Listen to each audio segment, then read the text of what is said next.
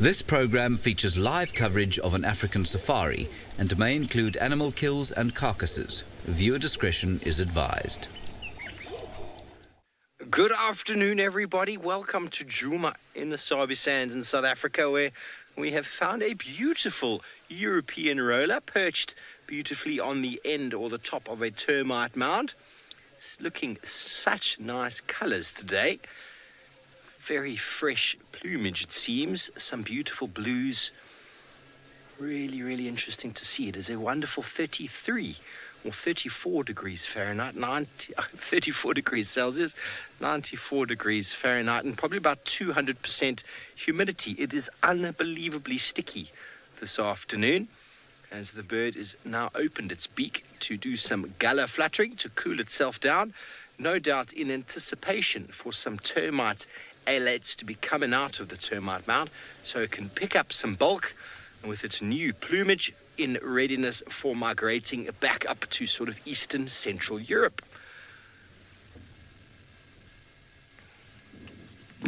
Good afternoon, everybody. My name is Steve, joined by BK on camera. Don't forget we are interactive. Would love to hear from you. Hashtag Safari Live, or throw your questions in on the YouTube chat stream. Don't forget the all-important @FC.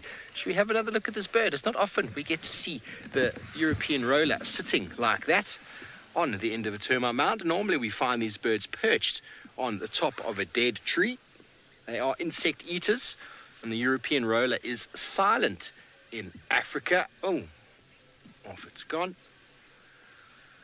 And off it goes. Beautiful. Oh, it is very, very sticky this afternoon, everybody. And we had a deluge last night of rain that came down and covered the landscape, wiping the carpet or the ground, fresh and clean for any new tracks. So we're going to see what we can find this afternoon. I would love to see if we can find Shadulu, of course, with her cubs, but it might be a little bit too early in the afternoon. But anyway, we're going to go around and see what tracks there might be heading into that direction, because wouldn't it be wonderful? I had some fresh tracks of her yesterday, but after this rain, all the old tracks are gone, and all that will be there are fresh activity. So maybe she's come in and out again. We'll go and have a look. Let's go and have a look. We'll do a big sort of loop around that block and see what has happened. There's been no reports of Hukumuri leaving the property. I have a feeling he's on a kill somewhere inside our property. We just haven't really found him. So that could be the chance or opportunity for this afternoon. Follow up on Hukumuri, follow up on Shadulu, and see if we can find any Hukudulus. Wouldn't that be awesome? I know all of you back home are sort of choking at the bit to see some new leopard cubs, and well, I hope we can provide them for you. But the rains that we had came down with enormous lightning storms, seemingly hitting the roof around where I was sleeping last night. Woke me up at about 2:30. Wow, it was frightening. I don't normally get afraid of lightning, but it honestly felt like the lightning bolts were hitting the building. So I just unplugged everything that I had and climbed up to my bed, and hopefully I didn't die. I'm here. But it is added to an enormous amount of humidity that is a thick fog blanket of moisture in the air. Well,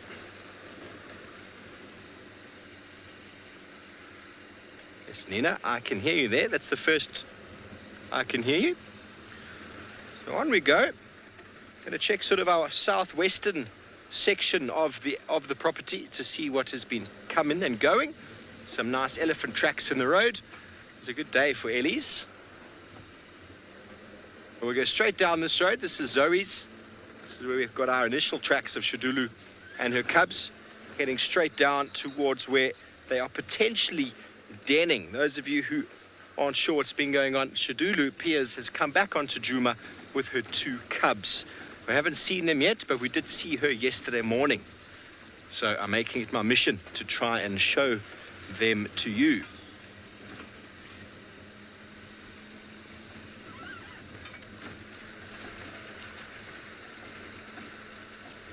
Tom, I'm sorry. I actually have no idea. We don't keep our own records. So it's hard to say. I know that last week we probably got about 72 mils. That's one of the landowners told me he'd measured it on his property up in Bulvershoek. And last night it came down. I mean, you can see the road in front of us has been washed. Enormous amounts of erosion has happened. Erosion, for those of you who are not sure what that means, is the movement of sediment from one place to another. So erosion is all of this movement of the road sort of sediment, and a lot of it coming off from the side of the roads as well in something called sheet erosion, which is a really big problem due to overgrazing. So too many animals in an area, losing ground cover leads to sheet erosion, which eventually leads to very, very unmanageable areas when the sheet erosion turns into gully, donga, and erosion that then becomes almost impossible to fix without serious management intervention. So the nice, slow, pattering rain that soaks into the ground is always the best. Well, it seems like Sydney, who spent a lot of time this morning trying to find the lions, has managed to relocate on them again this afternoon.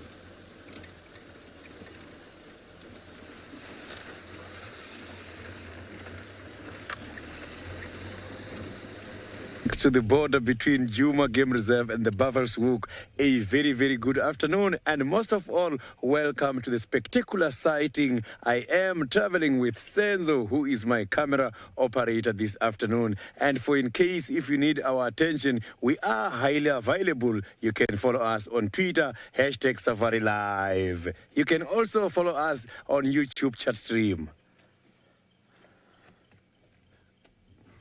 So I just want to count because this morning it was very difficult for me to count them. Look at that. This is an amazing experience.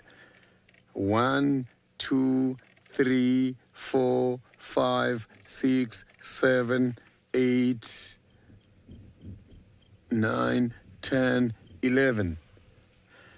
So let me just repeat that just to make sure. 1, 2, 3, 4, 5, 6, 7, 8, 9, 10, 11.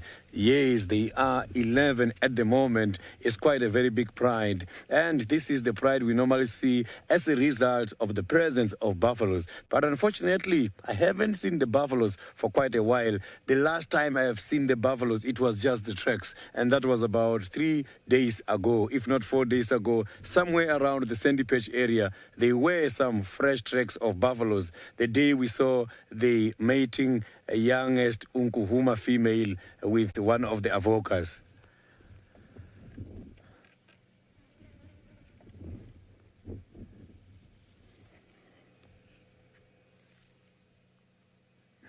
So you can see that now it's time for them to rest.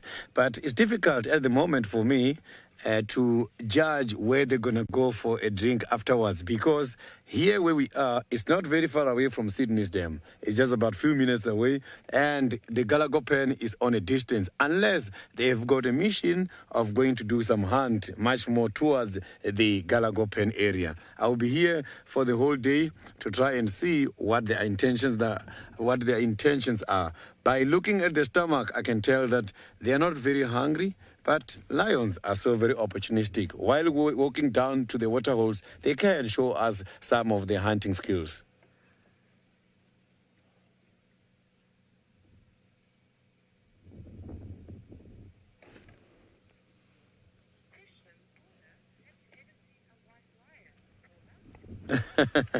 Paula, I have seen a white lion before, not once, not twice. The white lions, they are completely different from what we are seeing now in terms of the color. And what causes the white lions is a phenomenon called leucism. Leucism is whereby the melanistic pigment is not very there, and as a result, the color of the body turns white, which is not nice for a wild animal, because when it comes to hunting, they can easily get spotted. So mostly the white lions do depend on these ones when they're going out for hunting.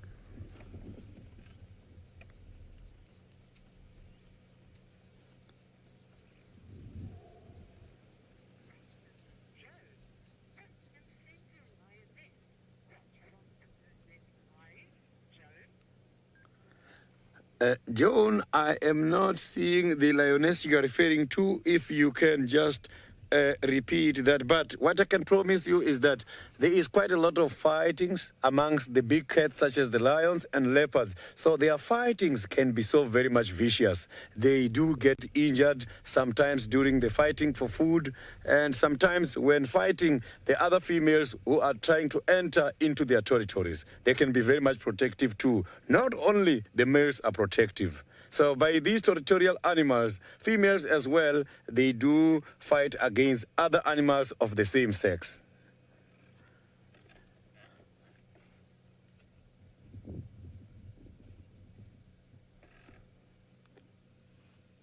So it's time now for some of them to groom themselves. You can see we've got this one in front and the other one at the back is also lifting up his leg there. So this is very normal. Lions, they do spend much of their time just grooming, trying to get rid of the parasites and also trying to take off some of the debris or the dead hairs from the body.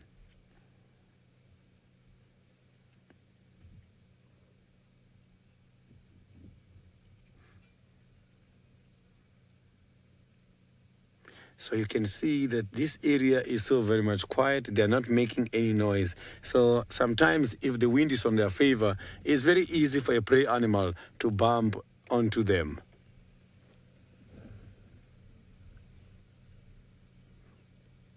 So what I like about the lions is when they wake up afterwards, you will see maybe that is going to happen while we're still here. They normally go and isolate themselves from the group and start defecating and urinating. So they go just to defecate when they wake up all the time. And after that is when you'll see them starting to do like this. They will go and do some scratching. You'll see them even holding branches from the trees like this when they're doing some stretching, when they are now becoming active, preparing in order to walk long distances or going for hunting activities.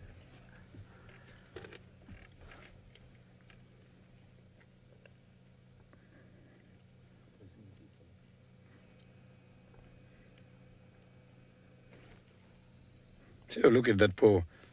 So you can see this is what we see on the ground. So it's just that it's not showing us the underneath parts nicely. So this is how the domestic cats as well do clean themselves. So they lick the front legs and clean the face. So you can see that other one is now busy doing some cleaning. Normally they do like this early in the mornings. Now, I want us to see what Steve is looking for while I'm still waiting to see if these lions are going to entertain us more this afternoon.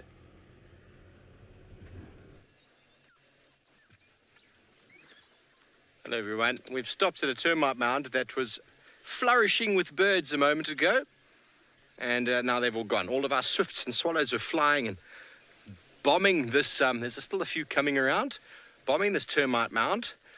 That probably had some flying termites, elates coming out, as the European roller was doing before. You get sort of bursts of energy or bursts of individuals coming out after the rain. That's when a lot of reproductives will come out, when the ground is nice and soft, and then they can go and do their new colonies. But the birds take huge advantage of it. And we had probably 50-odd birds a moment ago just sort of dive bombing this termite mound. But you get moments of lots of elates coming out, and then obviously they start dying down as their numbers dwindle. Anyway, we'll continue on.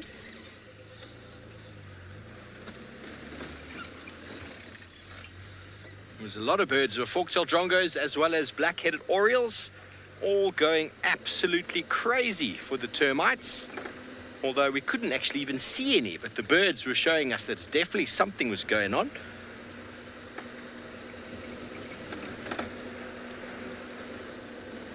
Okay, so we're still carrying on down this road. The ground is very nice for tracking on this road particularly because it's nice and soft. Cat lady, we work all day, every day. We never stop, never have a breather, don't eat lunch, breakfast or dinner. We're just constantly working. No, I'm joking. Well, we present in the morning and the afternoon, so that's 6 hours, but half an hour either side of that for preparation on the vehicle. And then there's always different reviews. On a Friday these days, we're doing a half an hour to an hour review on the week. But when there's TV shows, there's a lot more extra effort that goes in. For example, the SABC, there's an extra hour or so each day for the show. And then there's also an extra hour the next day for a review. There's a morning meeting every morning, which takes up between 10 minutes and half an hour. There's also vehicle maintenance on Wednesdays that we do cleaning, and that can take anywhere from 20 minutes to an hour as well. And then obviously, as the presenters and guides, we are constantly learning, constantly refreshing our brains and learning new techniques and strategies and information so as to impart it on you lovely people back home. So we should never stop working, but we need time in the day to reflect on ourselves. We exercise, well, most of us do, get some exercise in. We definitely have to make time for eating and, socializing as well.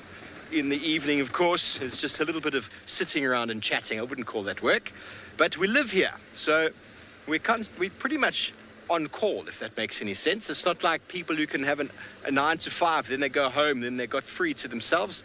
There could be anything going on in an evening, but invariably most evenings are our own, and most of the time during the day is our own time as well. But that is not always the case. Hope that answers your question.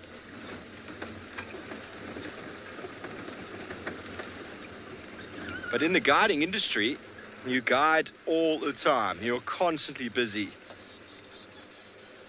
Zen, you want to know where this is being filmed? Well, we are in Djuma in the Sabi Sands, which is on the northeastern side of South Africa, between Mozambique and, 6 hours from Johannesburg, 6.5 hours east of Johannesburg in a vehicle. Hour or so if you fly, not very far. So the Greater Kruger National Park. Okay, so just having a look. Some tracks of some impala have been running over here. I'll just show you back there. It's possible that they've been fighting, though. There we go. You can see these tracks over here of a male impala, very dug in the ground. It looks like they're probably either running or there's a little bit of fighting going on between two males. But anyway, from our very nice impala tracks in the sand, let's go over to Kali, who's found a much bigger antelope.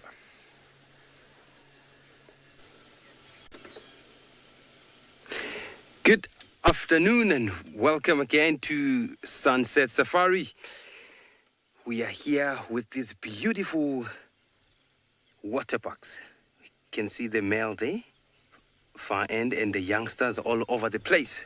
We have the female youngsters and the male youngsters. My name is Oli, and joining me behind the camera is Uncle James. We are in Chitwa, that's Chitwa Dam, right here, there. So for any questions or comments, you can catch us on #SafariLive on Twitter or YouTube chat stream. What's happening here, it's so amazing because we have these little ones right here sitting and chilling. And you can see they're chewing their cud. And these ones here are the females. See, they don't have horns. Oh, they're fighting there on top. Uncle James, look there. Yeah. Oh, that male is chasing that female. I'm sure he wants to mate. And that female there, it's still young. I'm sure he's trying to tell her something about mating or move away from him. So what's happening here, it's so amazing because we have two adult male water bucks. And last time I checked, the water bucks, they have territories around water holes. And so I think these ones here, the testosterone levels are low. That's why they tolerate each other. But sometimes they can tolerate other males from different territories when they are here to drink water or to graze around, and they go back to their territories.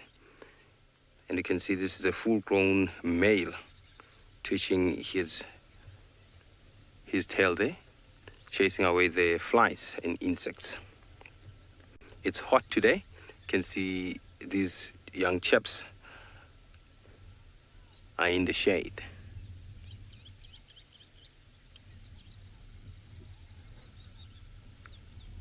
There's not a lot going on right here.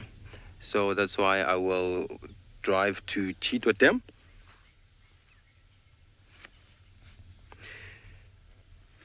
Rosalind, how fast can a water park run? Remember, water parks, they're big, I can say, animals, and they can reach up to the speed of 60 to 75 kilometers per hour. They're not fast as a Thompson's gazelles, but they are quick enough to outrun a predator. You can see they're looking in different directions because they have to be safe at all times, and more especially next to a dam or water hole. Everyone likes to drink, and then they are looking out for predators. And if they spot one, they will alarm and they will take off. Oh, hippos are shouting at me.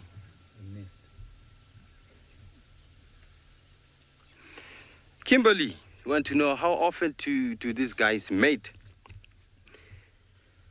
As you can see now, we have a lot of youngsters over here. These youngsters, they are more or less the same age. It means they love mating, or they would mate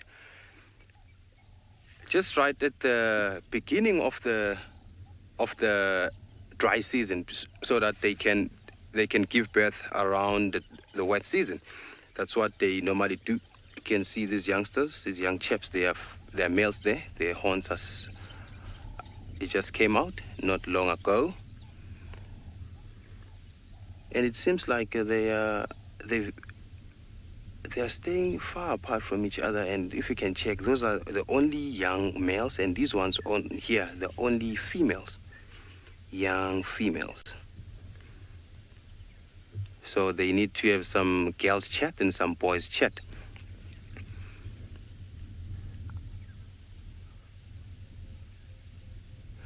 So I'm at Chitwa Dam. I'll be going to check what's happening there. So for now, let's go to Sydney with the animals that will love to eat the water buck.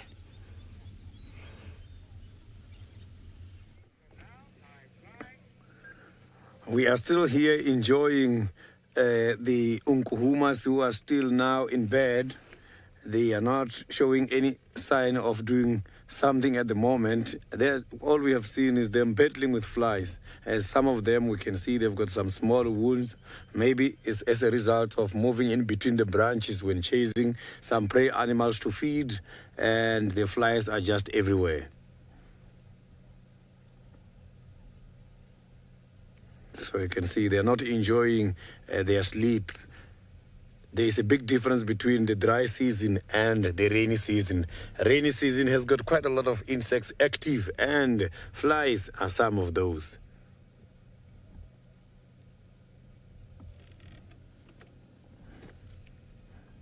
You can see that one has got quite a lot of flies and is the one who's battling the most. It's even trying to vibrate the skin there. You can see all the time to chase those flies, but it looks like those flies are not listening.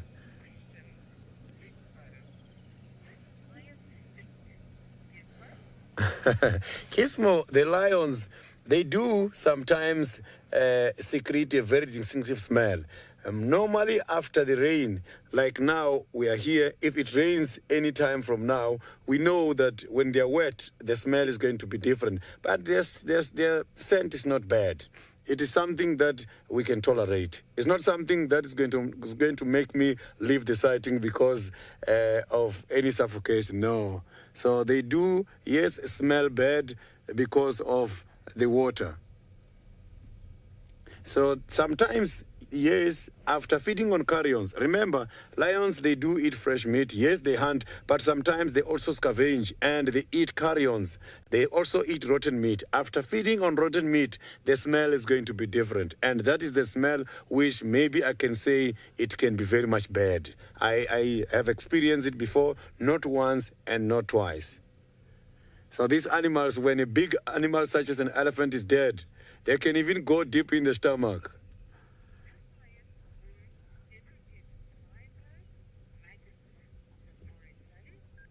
Safari Sally is quite very difficult for the wound to get the markets because these kind of animals, they do look after themselves. And every time, what makes the wound to take time to heal is the following. Safari Sally, when this kind of animals has got a wound, they've got to lick it all the time. And when they're licking it is when they're cleaning it. And that also makes it difficult for the wound to recover very quickly. Because the tongue of the lion is coarse. And because of that, when they're licking, they are taking off the dead tissues. And when the wound is trying to recover, they can open it time and again. Now you can see the wound there. Look at those flies there. It's quite a lot of flies right on top there. So you can see that that lion is not even bothered anymore because he has been having that wound for quite a long time.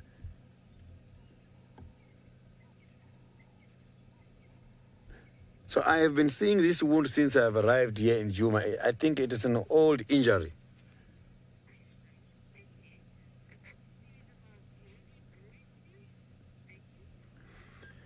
Becky, I'm trying to check here. You know, the easiest way for me to recognize the Mangeni boy is to check the tail. I can see, I think that one there, Senzo, the one which is facing the other side, the opposite side, that one must be the Mangeni male because the Mangeni male lost the tassel of the tail. You know, the lions are the only cats amongst the cats who's got a tassel at the tip of the tail. So the Mangeni males, as a result of mange, they have lost that tassel. Let's look at that. So I cannot see that very well, but I can see that the tassel there is not highly developed. So I am suspecting that that lion we are seeing there with that very beautiful tail must be the Mangeni, as the Mangeni males are also recovering from mange. At the moment, they are getting much better.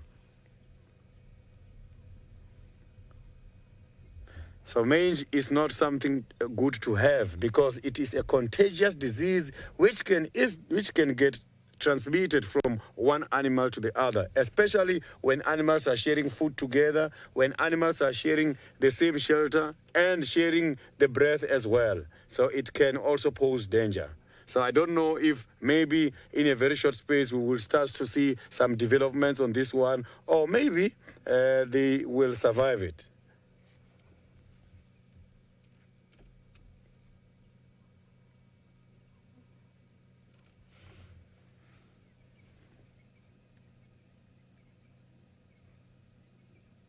So the way these lions are sleeping, you can see that they are so confident that nothing can predate them. None of them is on a watch out.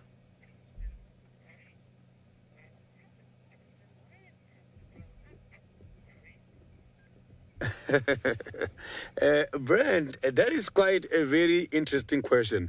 What I must tell you now with regards to that is that to be a cub, whether it's from a lion or from a leopard, it is not easy. It's a very difficult stage of life. These animals, when they are like this now, at the ages we are seeing them, they have survived danger. When the lions has got cubs, the biggest threat first is the other male lions from the neighboring territories to come over, trying to take over the pride or trying to take over the territory. They can infanticize the little ones, and apart from that, the lions, when they are left behind hidden by the hidden places, the wild dogs and other predators such as hyenas can also kill them. So the competition is too high. Lions has also got a problem when it comes to teething. During the development of teeth, they do experience severe pains. And some of these animals, because of the severe pains, they do lose their lives. Something else which can be a threat is what is called a filial infanticide. Filial infanticide is kind of an infanticide which is conducted by the females themselves. When the females has done a diagnostic assessment and see that the little one is not going to make it because of diseases or because of the bad condition, they can be able to kill their own cubs themselves.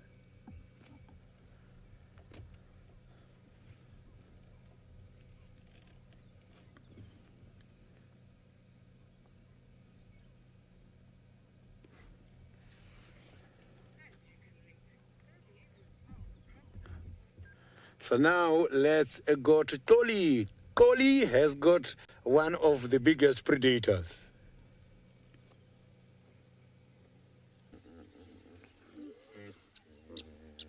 The male's on top. Crocky the croc. I can say he's jogging or he's swimming around to get fit or to check what's happening around here. So what's happening here, it's this beautiful crocodile you can see right over here. You can only see the upper part. You can see the spike-like things, and these things are so strong.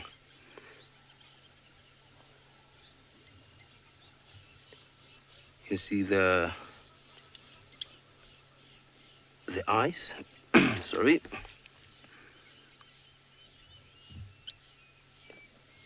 And during this time, you can see this dam is drying slowly and surely. And then they will be hunting for fish. They can find fish in this pen or in this dam. And they store food. If they have a big meal, they will store food in their tails. So when the food get lesser and lesser, they will start utilizing the food or the nutrients that they'll find from the tail. You can see right over there, the water is getting shallow and shallow. So crocodiles are known to travel long distances from a water hole to another water hole when it gets drier. They tolerate each other around the water holes, but when it gets dry and dry, that's where the conflict starts. It's submerged. It's coming up now.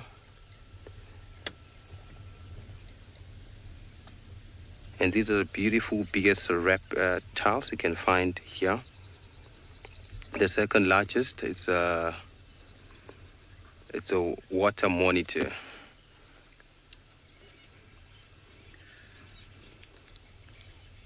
Let's listen to the sounds of the wild from the hippos there, quonk, quonk, and the birds.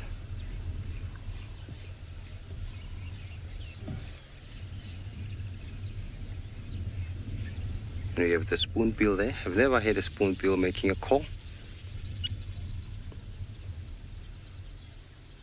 I'd love to hear a spoonbill making a call. I saw something interesting about a spoonbill yesterday. It was hunting, walking in the water, and it was submerging its head in the water, and it was my first time seeing such a behavior. I'm sure it was very hungry. It wanted to see through the water.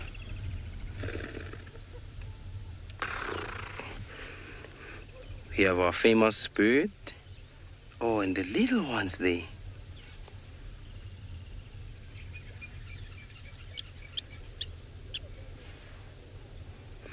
Ravinder, you want to know, are there any baby crocs in this river?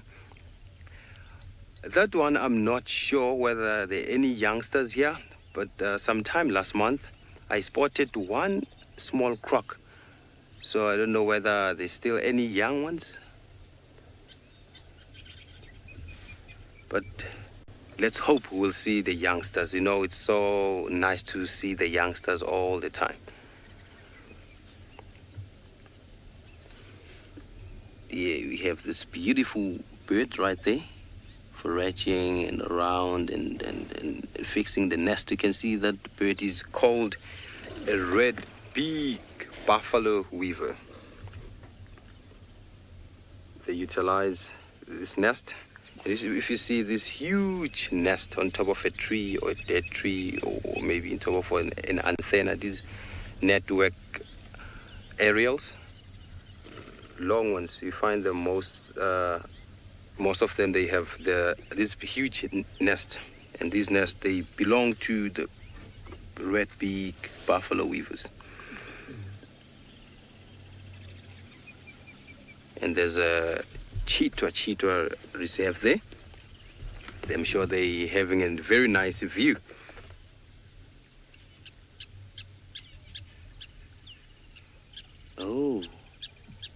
we have ourselves a terrapin.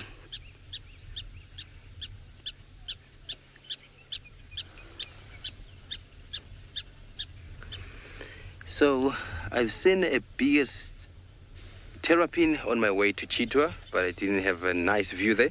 So for now, let's go to Steve. He has some fresh cat's tracks.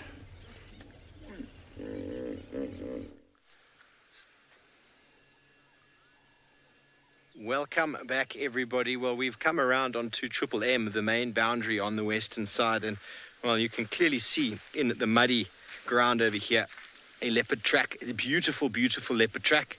Actually, so tempted to take a mold of this, but the sad part about this track is if we go back a few meters, and what's happened over here is here are the two cubs, two tracks of the cubs in the mud, and they've gone across and down and west into Arathusa, I think. And if you just scan the vegetation here, BK, you'll see how much rain fell. And apparently the cubs with mum were just upstream over here. So no doubt with the amount of rain that fell last night, it would have encouraged her to probably move the cubs to an area that was maybe a little bit drier.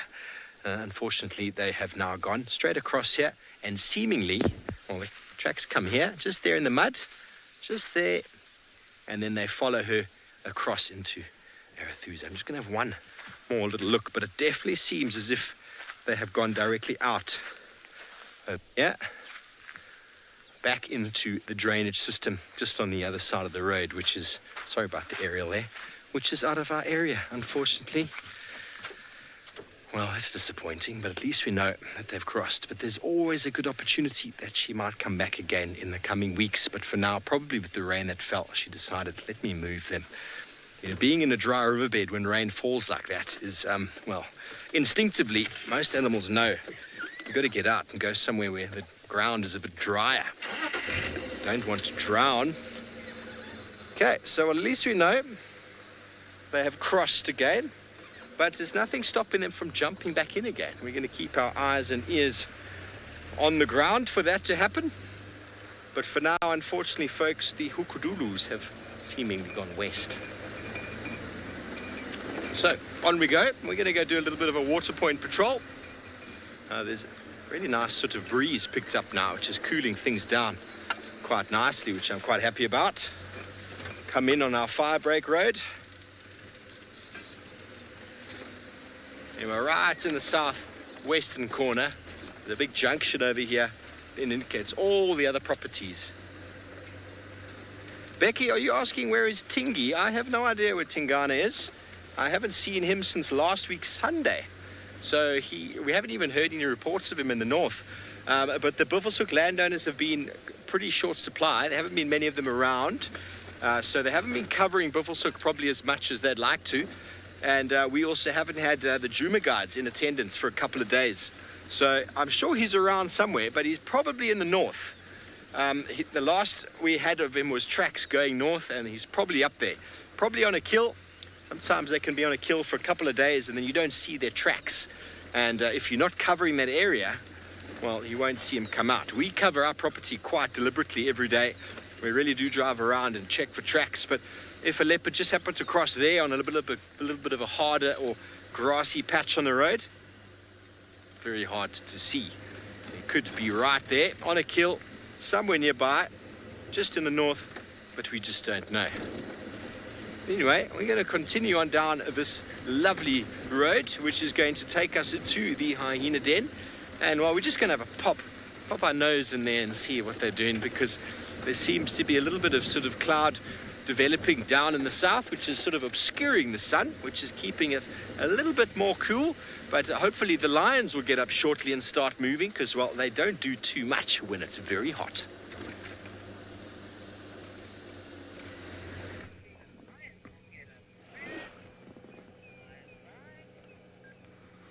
We are still here with the lions, and they are still lying down just like a carpet. And I am so fascinated by this one here. Look at this female lion is just lying down and having his legs on top of the other, and the other one is not even worried. So when these animals are so lying down close to each other, it helps to insulate them when it's too cold. But now it's very hot, and look at that one is doing. So this is a sign that animals such as lions, they've got a very strong social bonds. Apart from that one, there's even another one there is also doing more or less the same. I'm going to show you now. Look at that. So you can see that these animals don't have problems with each other, and when they wake up later on, you see them even grooming each other. That is a sign of a good social structure. These animals, by licking each other and cleaning each other or grooming each other, it helps in order to maintain their relationship.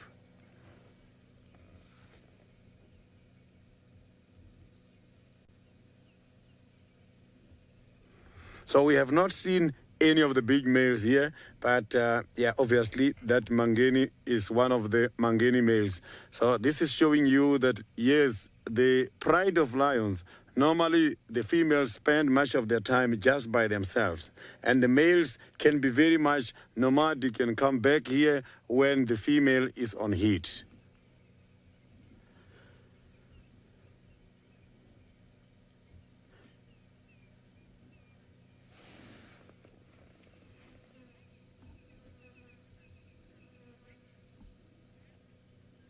The sub-adults, they've got to learn how to hunt.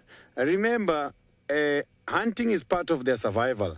So these animals, when they are less than a year old, it is too risky and dangerous for the little ones to accompany the adults and participate on hunting activities.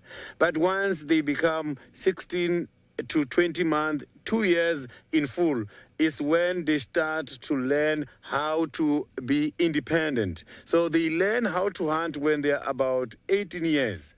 So that is when they can be able to hunt in full by themselves. But when they're younger than that, the chances of them to take down something is very much low. And again, they can spoil the chances of the well-experienced lions here to take down a prey.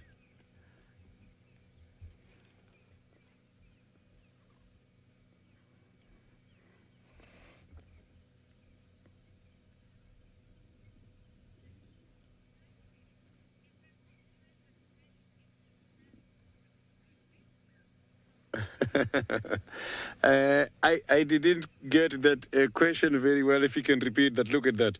That is the paw. That is what we see on the ground when we are trekking. This is what we look for. You can see the 3 lobes there nicely. This is confirming this is a cat, as the dog has got 2 lobes and the cat has got 3 lobes. Look at those beautiful toes there. And they have got some claw sheath, which is right here after these toes, which helps them when they are feeding. Macy, unfortunately, here by the lions, when they are sleeping, they are all lie down. So lions don't worry too much about the other animals coming to predate them. They've got good sense of smell and good hearing ability. So when they're lying down like this, you must know they don't have any of them who is on a watch out or on a lookout. But when they've got a kill is when they must have to guard against the kill. The behavior is different when they have got a kill from when they're just when they're just lying down, relaxed like we are seeing now. So now let's cross over to my other friend.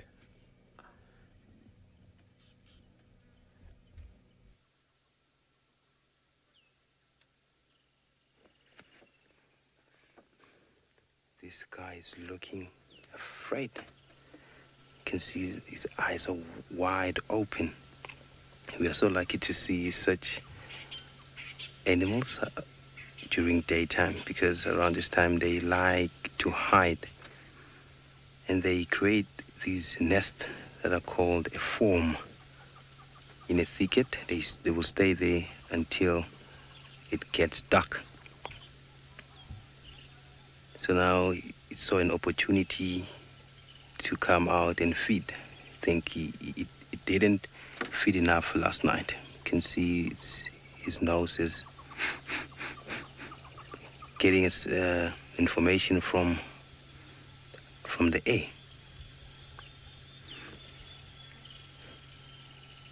And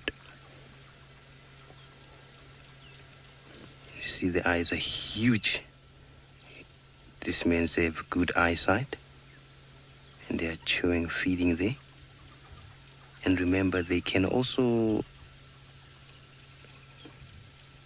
feed on their droppings because their digestive system is not as great as other animals. And the ears are wide open because he knows that eagles, small cats, big cats, they might hunt for him. And I remember when I was still a boy, very hungry. I used to have a dog, and we used to go out with my friends to hunt these things. What happened was they have this survival strategy or strategy that they do when it comes to predation. Because they most live in pairs, or you can find them in pairs, you can find them singly. But when they are in pairs and they are being chased by a dog, one will stay there and hide, and one will take off. Then the dog will go for that one that took off. Then when it gets tired, it will go to the very same spot where the one is hiding. Then the one that was hiding, it will take off, and this other one will rest there until the one gets tired. And those are the things I had to learn while I was still a boy hunting these things.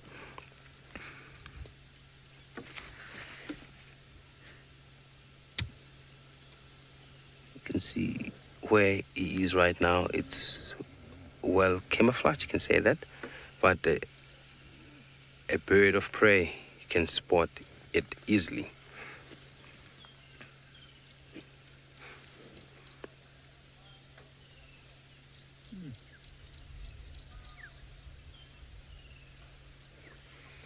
Yes, so let me leave this guy because he's not comfortable here. Let's go to Steve with the hyena.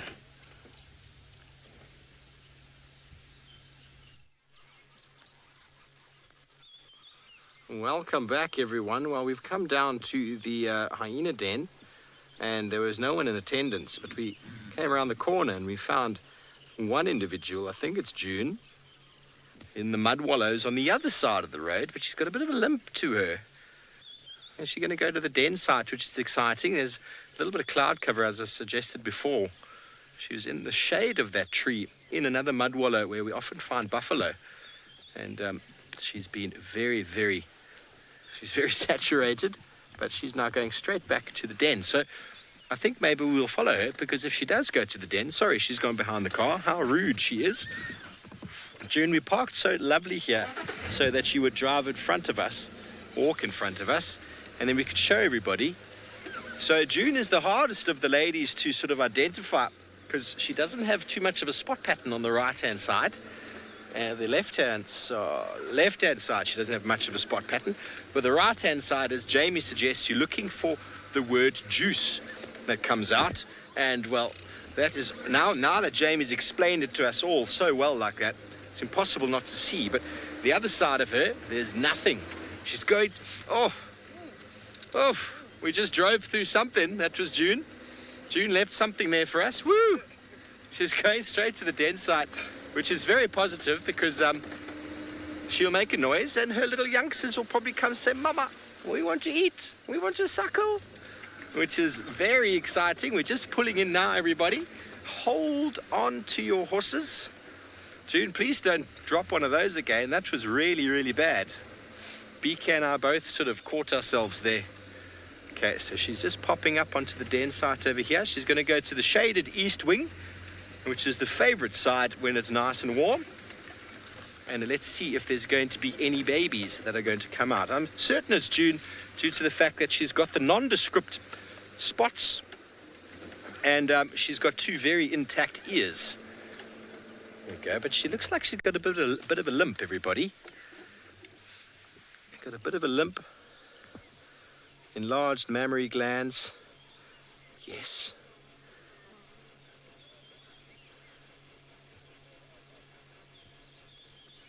A little bit of a cut on the top of her right ear now. So I don't know what's going on, but maybe, where are your babies? Are they going to come out and suckle? Everyone's hoping they will. They're looking inside. She's not making any noises.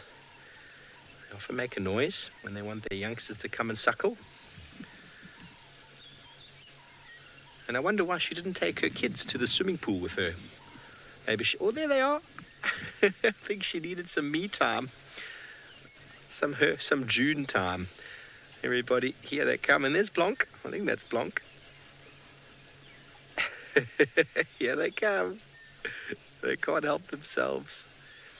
They're all smelling her as well, going, yo, June, what did you do? There's something very smelly about you this morning, this afternoon. Okay, so it's not Blanc, it's Pretty's two youngsters that have now popped out. And they are always a lot of fun. They like to smell my shoe and Trisha's shoe. I suppose they like to smell everybody's shoe. Why are you guys going to that side of the mound? That is the north wing. That is where it's normally quite warm. Maybe June wants a little bit of privacy. Oh, and here comes a third. So Plonk is definitely among them. I've just got to try to figure out which one is he. He's a little bit darker than the other two I found. His spot pattern. He's also quite inquisitive. Don't forget, folks, we are interactive. Would love to hear from you. Hashtag Safari Live. We'll throw them in on the YouTube chat stream. Hello, you're coming out very tentatively there, little one. One of the adults is back. Kids can come out and play.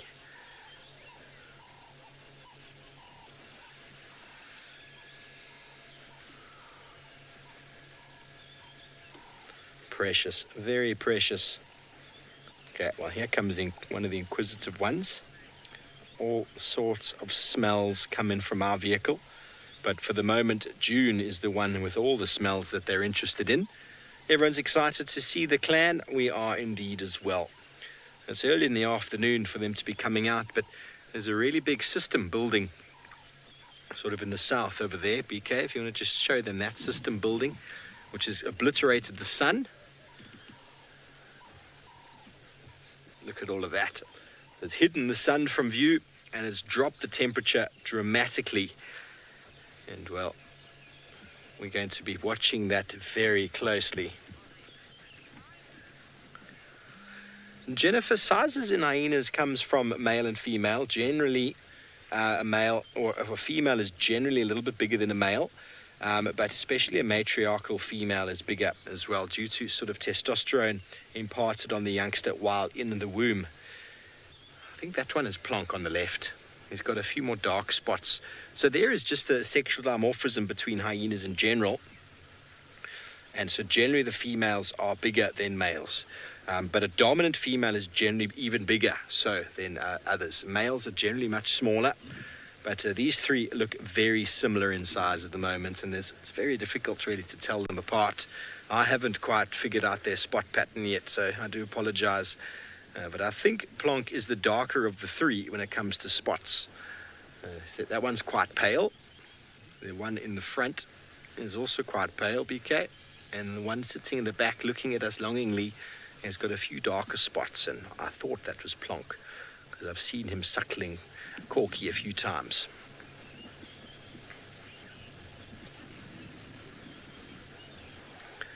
Debbie, I'm not sure if she's been seen. I mean, this is the second, third time, fourth time that her cubs have been seen here at the den, but I'm not aware of where Pretty's been. I haven't heard of her being seen.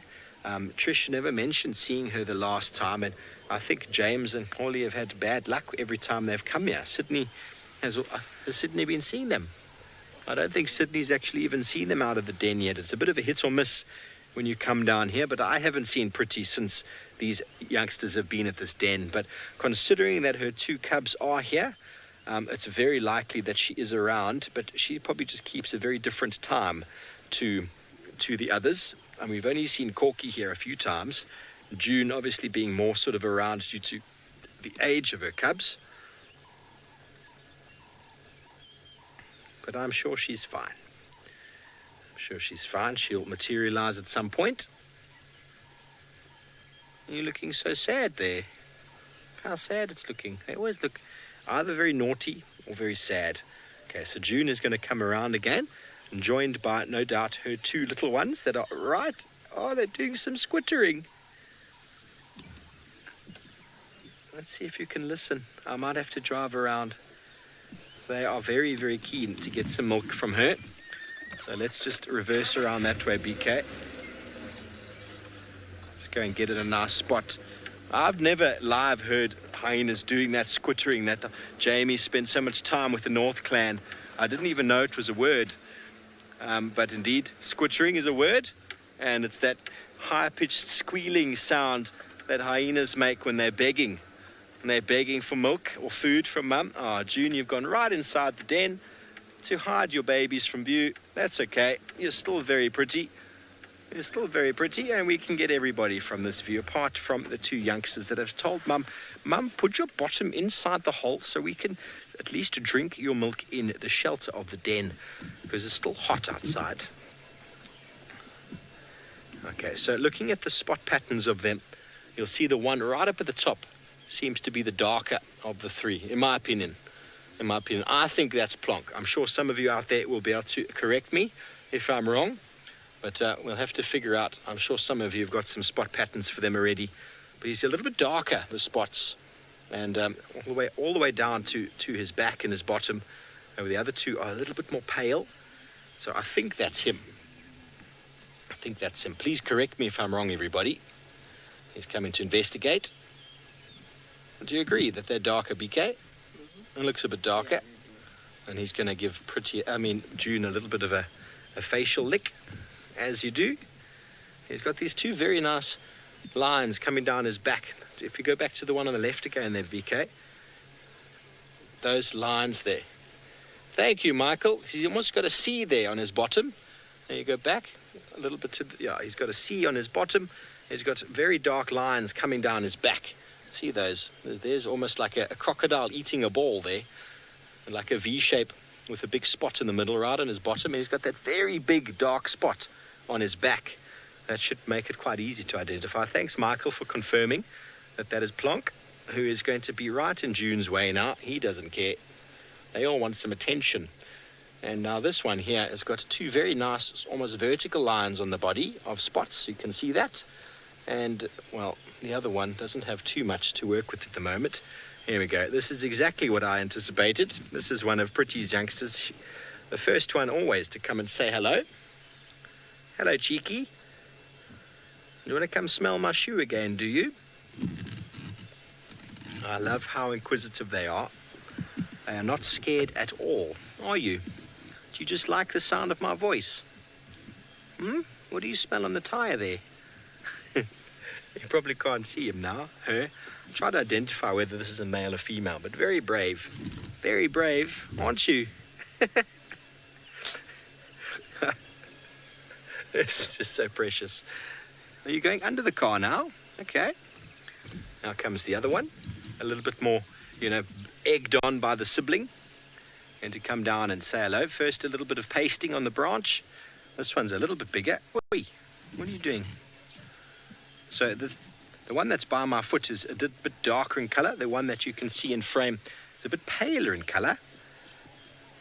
You are very naughty. It's just priceless. Eh? This is priceless. There's one right over here and one right over there.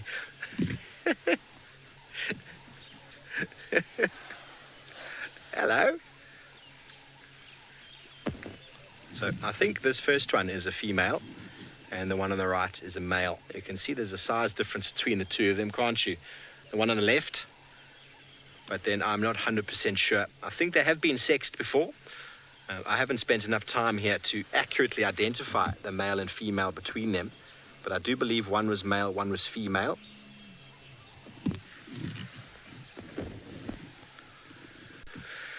Child of the universe, thankfully not yet. I was busy sitting at the den the other day and I was enjoying, I don't know, I was reading something and suddenly I felt this warm nose touch my foot.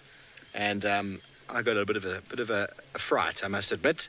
And then it kept coming back and it was very interested in my shoe. Obviously, I've got amazing shoes and they must have a very interesting smell to them, but thankfully not yet. Jamie says there's also a male hyena that sometimes will come up and do exactly the same sort of thing. You'll have your foot here and you'll suddenly feel this wet nose touch you on the leg. And if the hyena wanted to bite, it would do some quite a bit of damage. But I think they're more inquisitive than they are trying to get any food from us. They're just very interested. As dogs, or hyenas aren't dogs, but like dogs, they like to smell everything. So we've got all sorts of smells to ourselves. Our shoes have been all over the place, our legs and our clothes, our wheel, our vehicle have been all over the place. And well, these youngsters don't get the luxury of exploring very far. So they are very interested in absolutely every single smell that they can grasp with their nose, and including our legs and shoes. I wonder how close they'd come to Brent Leo Smith's shoes, though. See, there's Plonk, I think, yeah. But it's darker in colour. He's got that almost that C on his bottom, doesn't he? C with a hole in the C with a spot in the middle. Hello. Oh, you're very cute. Where's Mum? He's running where Mum is. He'll play with a bit of grass while he waits. They are very, very tactile hyenas. They love touching. They love cuddling. Love spending time with each other. It's all about touching, smelling and biting in the hyena world. And well, as we go on from this den site, it seems that Holly has found an animal that likes to use a similar place for sleeping.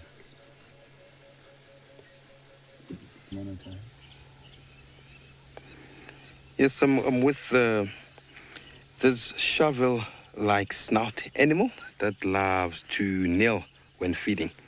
Not because they swag or they are, how can I say this? Or maybe they're making fun of it. It's because of the neck they have.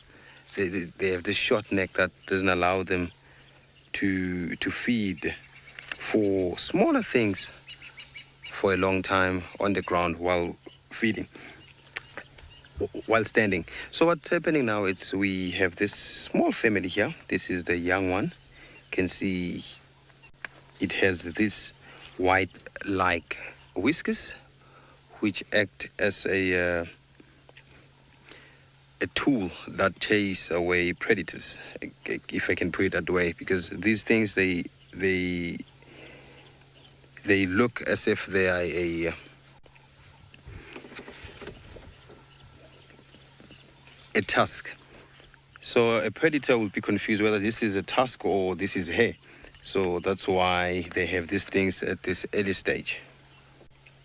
Hello. You see, they don't have a lot of fur than like other animals. That's why they are sensitive when it's hot. They have to wallow in the mud so that they can keep their skin safe from sunburn. And they also live in burrows. And they're foraging around. Around this time, they will be going or heading to home, or they will be feeding not far away from home. So the parent can see the tusk there, and it's a female because it has one set of warts. Yes, that's a female, and the male will have two sets of warts.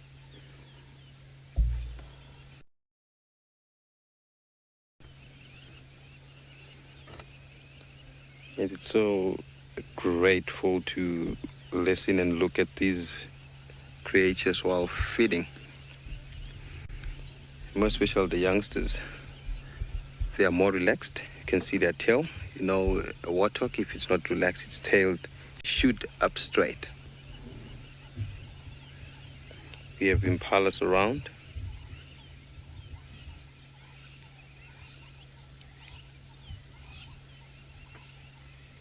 And this is the best habitat you can find these guys, because they prefer open woodland. Oh, this is what I was talking about. They are kneeling now. If they get tired, they kneel.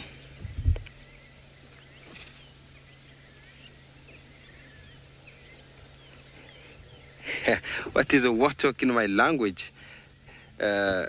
Scenic. We call it Ifariki Yomango. Ifariki Yomango. Fariki means pig, and then Yomango, it means wild. So that's what we call these beautiful warthogs. In my home language, that's Ndebele. What an amazing question, Scenic. There's a youngster there. I think that one is the last one, that one, because it's more than the other ones. Oh, this one is a male. You can see it's a young chap there. You can see the two heads between the hind legs there. Oh, it's taking a poo there.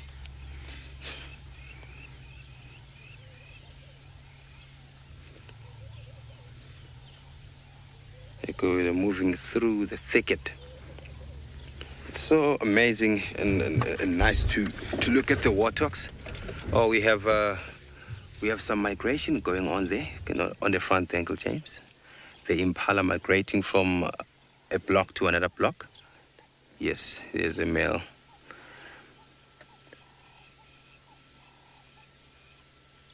Nice one. They do form this harem, these males sometimes, because, their testosterone levels, they can slightly go up, then they will act territorial. And let me move forward and see what I can find. We are in Chitwa, our neighboring reserve, where we can find Kuchaba.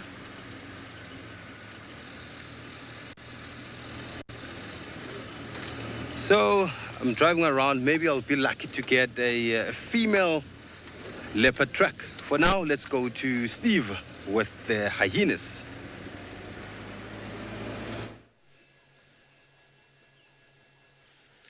Well, you're just in time. Oh, it's over. And that one hyena was busy attacking the stick. The stick was formidable. Okay, well, it seems like we're now to move around again. We've moved once. Ollie, I hope you managed to find a leopard. He said that's me. He asked me what my... Okay, they're coming back again. Make up your mind, guys. Where you want to go? Come on. He said to me, what was my plan for this afternoon? I said, what's your plan? He said, I want to find a spotted cat. So I said, very good. You go find yourself one. Good luck. Ollie has had some luck with him in the past, and here we... Here we go with this little one. Sorry about my whole body being in the shot there. But let's come to smell the wheel. Because something I've seen with dogs before, when you park, if you drive from somewhere and someone's got dogs and you park there in the driveway, especially if it's a guest house or a backpackers or something, where the cars park, the dogs will always go and urinate and defecate, because the wheels of those cars have come from all over the country, all over the place, driven through all sorts of interesting smells. And those animals feel the need to sort of reaffirm their scent on top of whatever smell it is that was left there. And I've noticed that with dogs, and hyenas aren't dogs, although they do have quite a lot of similarities with regards to how they behave. We're going to go around again, as it seems like the other youngsters were out again. But they are playing a game of hide and seek with us, Plonk and his cousins. Here we go. Tell me when you're happy, BK. There we go. Okay, so Michael Fleetwood sent through a tweet saying that one of the females, or one of Corky's, it's not Corky's, one of Pretty's cubs on her right-hand side has got an E.T. and a smiley face, and it's that one there who is getting all bitey. She's got if she can turn, we'll see. Now, here we go. Here we go. It's all fun and games now. Plonk has now decided to get involved. And this is when hyena dens can be the most fun, when they start chasing each other around and the little youngster's popping its head out. It wants to be part of the game. Hello. Hey, don't go for my shoe. I need to get a little bit of newspaper so that if it does try to go for my shoe, I can just bop it on the nose again. It came all the way into the car and suddenly stuck its head right next to my foot. This is the cheekiest of the two. Definitely the bravest of the two. And there we're going to see, is that Plonk? Yes, that's Plonk playing with one of the youngsters. It's been very gentle, I must admit. When he was the same sort of age as the little dark ones, he was getting bullied around like it was no one's business. And he seems to be quite gentle with the youngsters. I haven't seen any real negative behavior between the sort of older cubs versus the youngsters. And there you saw June just gave them a proper little look, like leave my youngsters alone. Although it's possible that all three of these sort of bigger cubs have a higher rank than she does. Now they're going to go and give her a greeting. Let me maneuver the car again so we can get some of this action. Sorry folks, it's a little bit of a maneuvering this afternoon. Hello June. What's the matter? There we go. There's a nice family photo. 1, 2, 3, 4, 5, 6 hyenas in one shot. Now, I don't know what's going on with June. She doesn't look... I mean, her belly looks full, but she looks very, very down. She's not very happy. I don't know what happened to her last night. She doesn't seem to have any visible wounds that I can see. Certainly, Nina, let's invite some more on board before I get my shoe eaten over here.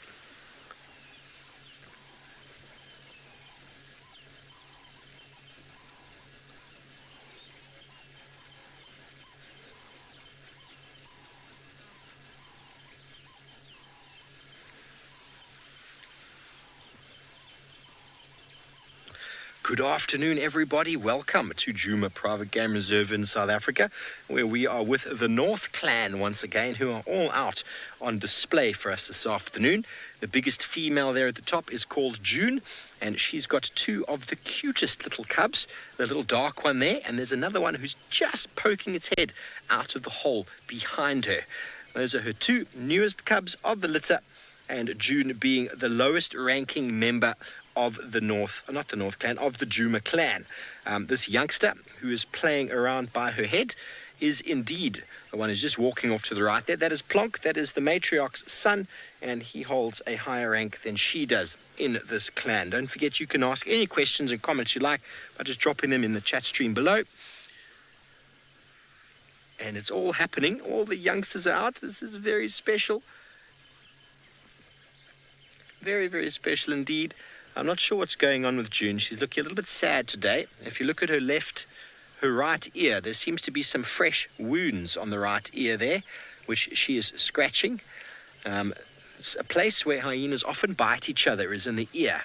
And one of the sort of characteristic features she's had for some time is the fact that she's had no damage done to her ears. And now seemingly she does. But she seems to be the center of attention for all these youngsters. With her bulging belly, she seems to have eaten. It's the little youngsters. Wes, you want to know if the dens are dug by hyenas? And, well, essentially, quite often what happens is an aardvark has gone into a den site or into a termite mound like this, looking for termites. And then over many, many years, lots of mammals, namely hyena, warthog, and wild dog will actually den inside, and they all have the ability to dig a fair amount of it out so as to provide space inside for the pups or the cubs, my bad, to breed or to sort of keep themselves safe from predators. And there's a hive of activity. This is where everything goes on. All the youngsters get introduced to hyena society. There's different ranks and standards within the society, and you would expect the two smallest and youngest cubs here to be getting beaten around and shown who's boss, because all of the other youngsters are higher ranking than they are. But at the moment it seems to be nice and playful. not too much sort of animosity towards them. The two you just saw there and shot are actually sort of the second in charge of the clan's cubs. They are Pretty's daughter and son, and we haven't seen Pretty in some time, but considering that her cubs are here, there's a very good chance she comes and goes. We just don't know when. Well, this is wonderful to be able to see in the daytime. There we go. Now we're going to start seeing some play. There's a lot of roughhousing that goes on between them.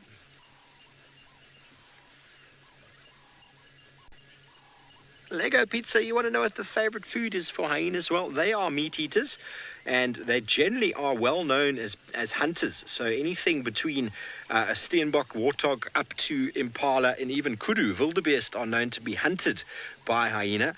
But it seems that down here in the Sabi Sands, that the hyenas probably do a lot more scavenging than they do in other parts of the world, where they'll regularly pick up the carcasses and steal the carcasses from leopards, and even just pick up the remains left over by lion. We generally don't see the hyenas dominating the lions down here, although it does happen from time to time in places like the Mara. The hyenas are extremely good hunters, and they take down quite large prey, as big as even buffalo. But they're up in the Mara, different system, different behavior. But the behavior can be universal, but it seems to be quite area specific. I mean, the Juma clan is quite small, so for them to hunt large animals, it just wouldn't happen. Martin, how we determine the position in the hierarchy is just by watching. Essentially, you can see June here. She's standing with her head quite downcast. She's not showing any sort of confrontational or dominance displays. Her head is quite low down. Her tail is tucked up below her. If any of the other adults came into the scene, we'd see how they behaved with her, and it's how they behave with each other that indicates exactly what is going on in the hierarchy. So it's not us who determines it, but it is in fact the hyenas themselves. And a lot of it's got to do with aggression and dominance. But she doesn't look very comfortable. She looks in pain. I'm not sure. I can't see any visible marks on her body. But she doesn't look very happy. She's got lots of bite marks on the back of her ears now. You can actually see it clearly now. Both of her ears are very, very sore. So it's possible she's had a bit of a dominance sort of display with some of the other females within the clan, and she's feeling a little bit sorry for herself now as she lies down in the grass. There she is. See, very full belly though, so it's a very good chance that they were out with food last night, managing to fill their belly. Also at the feeding time, the matriarch, being the dominant in the hierarchy, will feed first, and then it goes down in pecking order. So if you spend time with them, you figure out how to eventually identify them all by specific spot pattern and shape of the ears and specific sort of marks that stand out on the body. You can start seeing exactly who's who, and then obviously how they behave around each other is very, very important. This is Plonk, and this is the matriarch's son, so by all means he should be the number one ranking hanging around here at the moment. And let's see how he wants to suckle. Hyenas do not suckle each other's cubs. These are not June's cubs. The two dark ones we saw before are. But see how they're all dominating her. Hello, Mina. That's a great question. Hyenas have two cubs at a time. In a lifetime, it's hard to say. I reckon hyenas start breeding from around the age of 3, or females become sort of breeding ready and independent at the age of 3, and they can live up to the age of between probably 12 and maybe 20 in the wild, all depending on where they stand in the hierarchy. So every 2 years or so, 2.5 years, they'll have cubs. So you can do the math there. Probably hard to say off the top of my head, but 5-6 litters perhaps, maybe 7 at the most. I wouldn't say any more than that. But obviously there are exceptions to the rule. But those two there are her first, and you can see that there's nothing holding them back, as there's lots of biting and dominance, and June is coming to do some discipline there, although she has no right to discipline the offspring of her betters. I kind of think of it as a royal family. You can imagine someone trying to discipline the queen's son, the prince. It wouldn't happen, would it? Not without your head being decapitated from your body.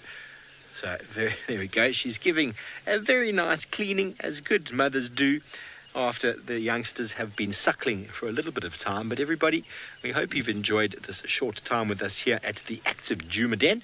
If you'd like to continue watching, we will be still live on YouTube for another hour and 40 minutes.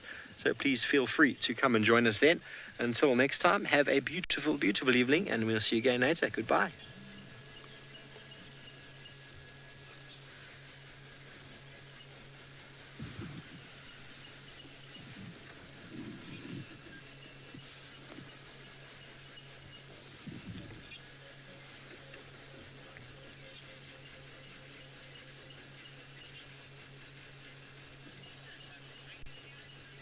Hello everybody. So June's not looking very happy, is she? You're not looking very happy. Her little youngsters are looking happy, but she is not. She's got a bit of a limp to her back left leg. She's not far at all from the den. We first saw her when she came out of the muddy wallow, and I thought maybe it was to do with the fact that she was sinking into the wallow a little bit. But her head is hanging low, her back left doesn't look very injured. There doesn't seem to be any injury that I can see on her back left leg. It's very wet from her being in the mud. But she's definitely favoring herself. Her ears look like something's gone on in the night. But we do not know. We were not here. What goes on in the night with hyenas, very hard to say. Must be a very hard life being a hyena. Always trying to figure out where you stand in the system, having to compete with the ever-presence of lions.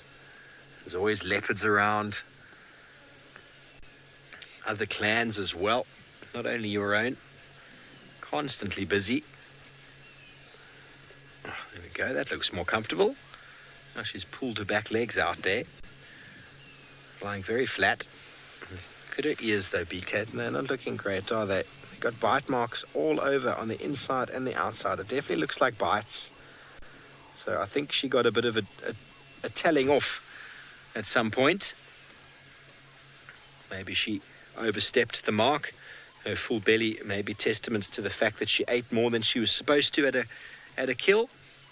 Corky most likely telling her who was boss.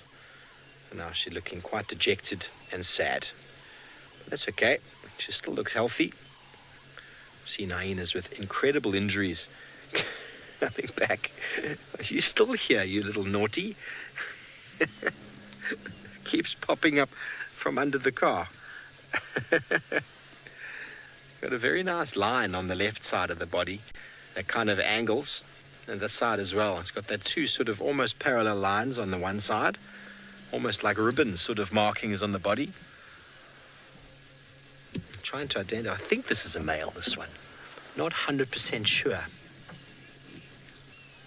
Well, talking about a hard life, an animal out here that seemingly doesn't have too much of a hard time, for most of the time anyway, because they are so big and ferocious. Sydney is still with the possibly sleeping Nkuhuma pride.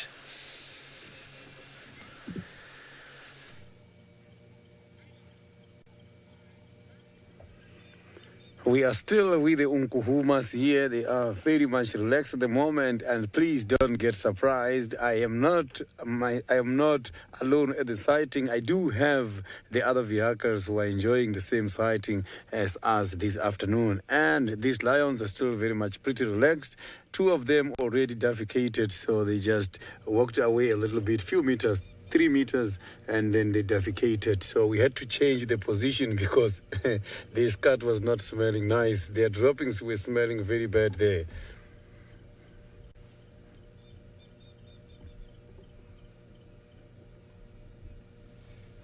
So I can see that now they are starting to become active, and I saw the Mangeni male is fully recovered now. I can see there is no sign of mange at all. If you look at him, all the hairs are back, and he's just lying down here. Look at that. That is the Mangeni male. So if you look at the side of the bodies, and the mane is also showing off there a little bit, and the head is also fully covered. So they don't have any bare patch on their body at the moment. unless he's on the other side, because I only saw one side when he was coming to this side. But I could also manage to see that the tassel by the tail is no more.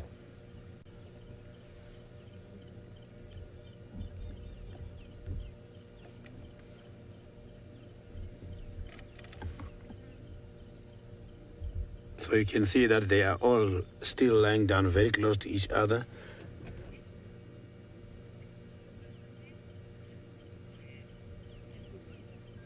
The tail is very much important for the lions. You must check all these cats. The tail is important for balance, especially the cats that climbs trees, such as the leopard.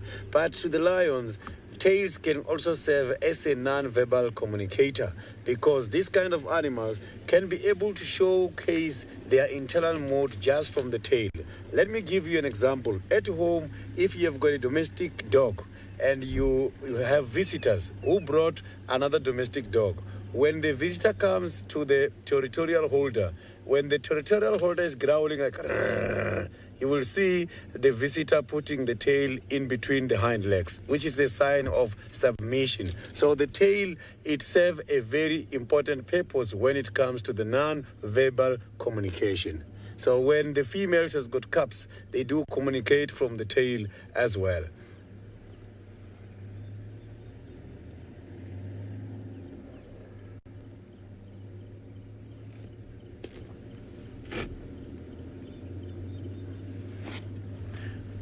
So you can see those two there has got very nice black tips behind the ears. So this is so amazing. Look at that. Look at those black patches there. And one of them on the right, I can see has got a mite there. It doesn't look like a tick from here where I am. So the mites, they are those who can transmit diseases such as the mange, as we saw from these mangeni. It is transmitted by the scabies. So those are the ticks, the mites, which can be giving these kind of animals problems when it comes to the diseases such as mange. And then they experience hair loss and itching too much.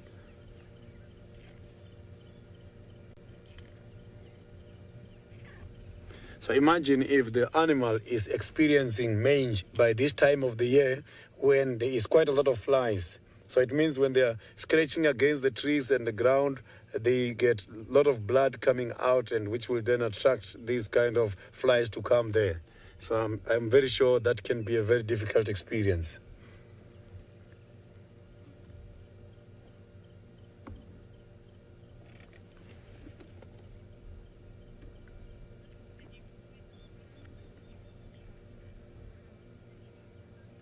So now, while we are waiting for the lions to show us what they are thinking about to do this afternoon, let's go back to the hyenas.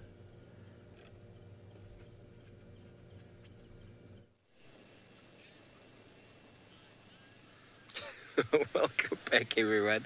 What you're seeing now is June trying to make right what happened. She was sitting where you last saw her, all cuddled up and looking very uncomfortable. And her one little youngster came charging towards the car. And then something happened. She got a fright and turned around to run backwards. And then that other individual there that's got its head in the hole came running up behind and completely took out the little dark individual. And that caused June to jump up after it. Obviously, it squealed and made a whole lot of noise. And it caused June to discipline this one very briefly and then to run off to the den to see if everything's okay with her little baby. So Francis from Israel says that there was fights between hyenas and wild dogs last night around Nkoro. Well, I'm not sure if the Djuma clan goes that far. And if it was wild dog, I think there would be a lot of bites on her bottom. That's where hyena and wild dog, when they fight, they get a lot of injuries on their bum, especially if they get outnumbered. But the bites on her ears seem to be bites from hyenas, but I don't know. I didn't see it happen myself. But it's not serious injuries. It doesn't seem to be any ripping. Just a discipline, really. But she doesn't look comfortable at all, everybody. Have a look at how gingerly she's moving. Her whole right side of her body. Oh, well, that was awkward.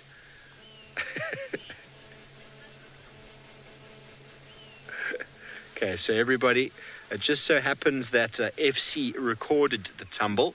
So as soon as we are ready, Nina's going to show it for you, and I'll send you across to a little bit of a recap.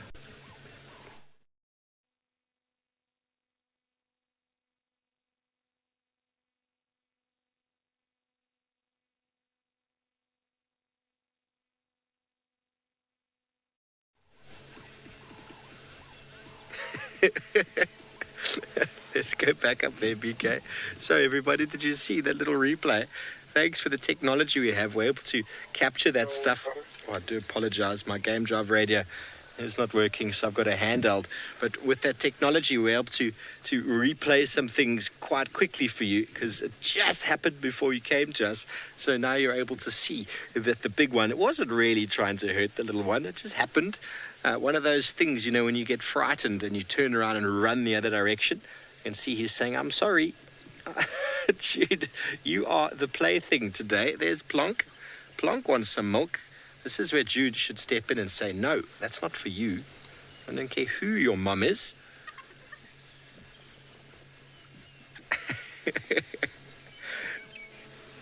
But she's not disciplining him. She's having a go. Not a proper thing, just a bit of body language. His ears are flat. He's acknowledging that he shouldn't be doing that, but she isn't really disciplining him. If she did, I think she would have some trouble with his mother. You know what it's like, everybody. You can't discipline someone else's child. I think we should in most cases, but it's not really allowed around the world anymore. Very, very cool to be able to spend this time at the den site to see all the little things happening. June's youngsters look like they wanted to suckle again until Plonk got involved. I'm sure they will come back shortly. But you see, June doesn't look very happy. Her head is down. She's looking up every now and again, almost in anticipation for someone else to be materializing back. Normally they just look very lazy and lie down, suckle, but she's quite vigilant and quite alert. Maybe it's because she's been thrown in with babysitting duty.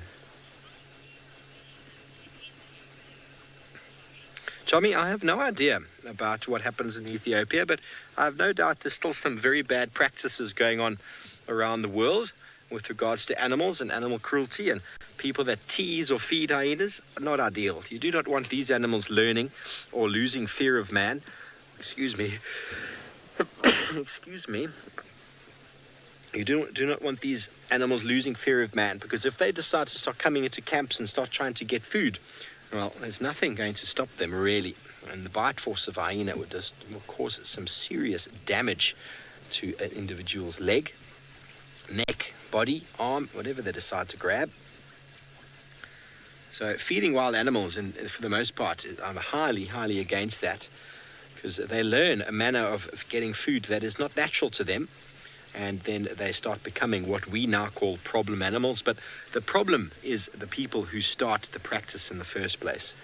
Don't feed wild animals, everybody. They're all surviving out here. How they survive is the way that evolution moves forward, and those that don't manage to survive don't breed. Kev, there potentially could be brown hyenas. There's nothing stopping them coming in. But with the high abundance of other predators, the brown hyenas are essentially excluded. There's been a competition going for years in the Kruger Park for someone to get a photograph of a brown hyena. I've most certainly seen tracks, but I've never actually seen a brown hyena in the Kruger. They generally do shy away from areas of high spotted hyena density, generally occurring in sort of more arid areas where they've got much larger ranges. We find them on our west coast in Namibia, and we find them in Botswana, areas where they can range much further away than spotted hyenas can. And where there's lions and obviously leopards as well, high density of predators, the brown hyena really doesn't do very well in that regard. So I hope that answers your question. I would love to show you one. They are very, very cool. But I actually feel like they have been seen recently. But I know there was a competition going for years in the Kruger about getting one on camera. But it wasn't me. Okay, well, it looks like June wants us to go around to the other side once again, which we will gladly do. all the little bundles of joy over there. That's maybe why she's looking so dejected. She's the only one here to look after all these naughty things. Okay, we're going to stop over here again, BK, because we've got a little cuteness over there on the hole. Have you got him? There we go. A little ball of cuteness right there.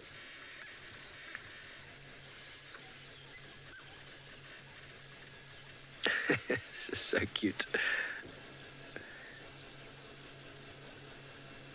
There's lots of activity going on. There's not as much play as I thought there would be. Not as much biting and chewing and pulling. Oh, very good. So the viewers have seen a brown hyena on drive. When was that exactly? Not since I've been here. I don't think. If it was, it's not something that I heard about. But was it here or was it in the Maasai Mara, the brown hyena? Very interesting. Very, very interesting. Someone can hopefully give me some information about where and when that was seen.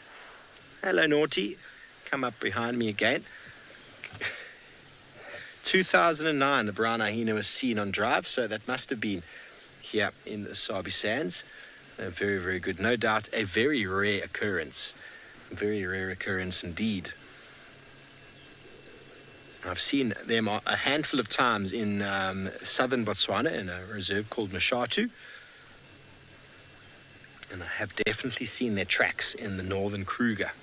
The back foot versus the front foot being extremely small in comparison to that of a spotted hyena. Spotted hyena tracks, the back foot is smaller, but nowhere near as small as that of the brown hyena. And often in the track as well, in the front foot of the brown hyena, you can actually see some fur, because they've got quite a lot of shaggy fur on their feet. Okay, well, while we pay attention to these very naughty hyenas that are very interested in my shoe, Ollie is probably off the vehicle trying to show you a beautiful, beautiful flower. Look what I have found. I found a purple top plant, which is also known as Syncolostemon bracteosus. It's very common here and in Zimbabwe. In Zimbabwe, in Shona, they call it Jetamakurwe. That's a nice name. In Shona, Jetamakurwe. This is a very good looking tree. And it smells very nice. It smells like lavender. I'm not sure whether the flowers are smelly, but the leaves are smelly. Let me smell it. They are smelly. Jesus, I'm sorry about that. Phew. Uncle James, do you need some? Yes, please. Yeah.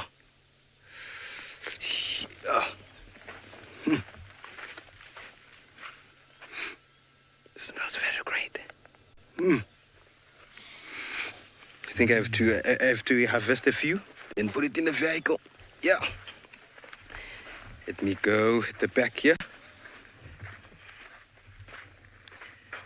Nice looking flower. Purple top. Jetamakurwe, as Shona. In Zimbabwe. They call it that. So let me make it in. Sorry. And look what I have for you.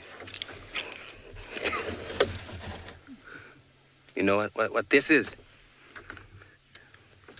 Oh, it's very long. It starts from here to here. It's about the size of my hand. This is called acacia.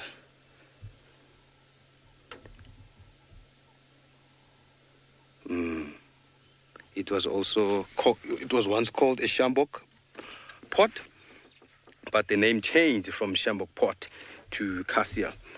I don't know why it changed, or maybe because the shambok name, it doesn't sound right. And what it does is, in my culture,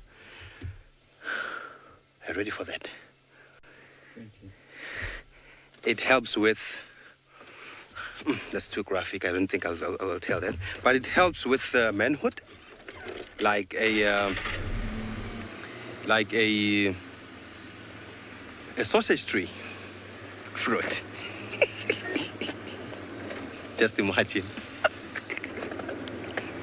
So I'm a ninja now. It's my sword. So why they used to call it a shambo pot is because it looks more like a shambok. You know, shambok used to whip. That's why it's called a shambok pot. And these things we used to play with them, but we didn't know that they can help with hood. But when we were still little boys, we used to like make swords out of them and wear our mask there. You know, this mask, this cheap mask you can find in a shop, and you cover your face. Then like paper or plastic ones. Then you will like, yeah, and they put it right here. Yes, I'm a ninja now. So I'm at Kuchaba's territory. I haven't seen any fresh tracks yet. Hopefully I'll find them. And it's not gonna be an easy task because you can see the sun is already going down. It's cloudy. The lighting is compromised.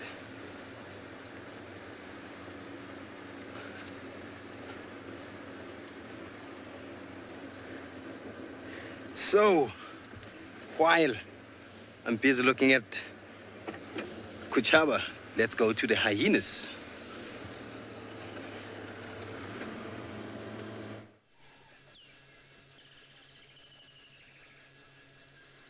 Well, thank Ollie. Don't injure yourself now with your newly acquired shambok. I think I need one of them to keep these youngsters in line of coming too close sometimes. Well, they are now attacking everything in sight around the den site. Nothing is safe around Hyena Den. Nothing at all. They have made their first kill over there. A couple of sticks had no chance. Absolutely no chance. And BK, this little youngster is coming very, very close. One of the new ones. He was inside the den before, or she, I can't really tell. And there was some digging going on. There was some fresh earth being pushed out, obviously from the rain. He's like, Mum, why are you so far away? Why are you all the way over there? Good, like 8 meters from the hole, Mum. I've got to get past this weird-looking thing.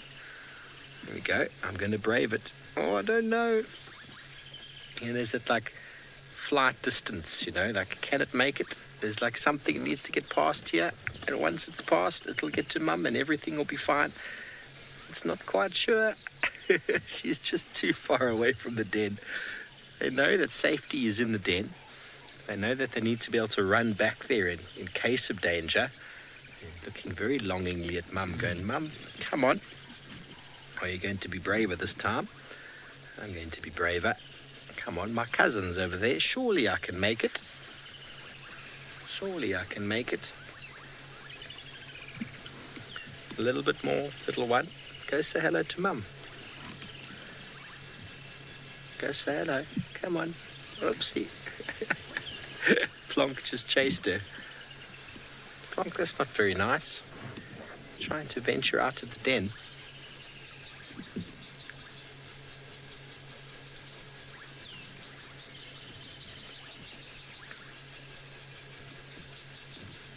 Seemingly starts to change the spots already.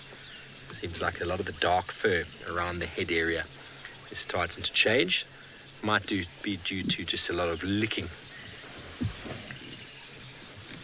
Janet, male hyenas mainly disperse. Some of them can stay in the clan, like Plonk, for example, where he'll inherit his mom's rank in the clan. He might even be able to take it over from her at some stage, but that means it might limit any mating opportunities within a clan. Males that are normally natal to the clan don't generally get too many mating opportunities, females preferring males that have come in from another clan. So quite often what happens at the age of 3 or so, males within a clan will move away to go and form or to become part of another clan, and also to go and improve their opportunities of mating. But it's not unheard of them to stay, but then they generally still don't have any rank if they are quite low ranking, or their mothers rank low ranking. and they might not do any mating at all. So the choice is really theirs. That stick is really wishing it wasn't there. I really wish I didn't grow here, it's thinking. Important stages of the hyenas strengthening their teeth. Very important stage. The teeth that are probably constantly growing in their mouth. And like everyone who does have a dog back home, they love to chew things, to sharpen their teeth. Get the jaw muscles working. No chew toys around here, only sticks. Nothing wrong with the stick though. It's organic. Plenty of them around. Nancy, that's a really good question. I'm not sure. I mean, initially, a mum has to go in to breed, so she digs the initial hole, and then the youngsters, once they're able to sort of see a little bit, are probably able to dig themselves in a little bit deeper. But what really goes on inside the den is very hard to know, because to be able to view these things naturally in the wild without influencing them is almost impossible without maybe setting up some form of camera. But we were just talking about den sites, and we're talking about chew toys. Imagine setting up some sort of form of GoPro inside a hyena den. I don't think it would last very long. It would probably get eaten in a very short space of time. I did watch a wild dog documentary that Wild Earth was involved in on Juma. Oh, there we go. There's going to be some false mating there. A bit of a dominance thing between siblings.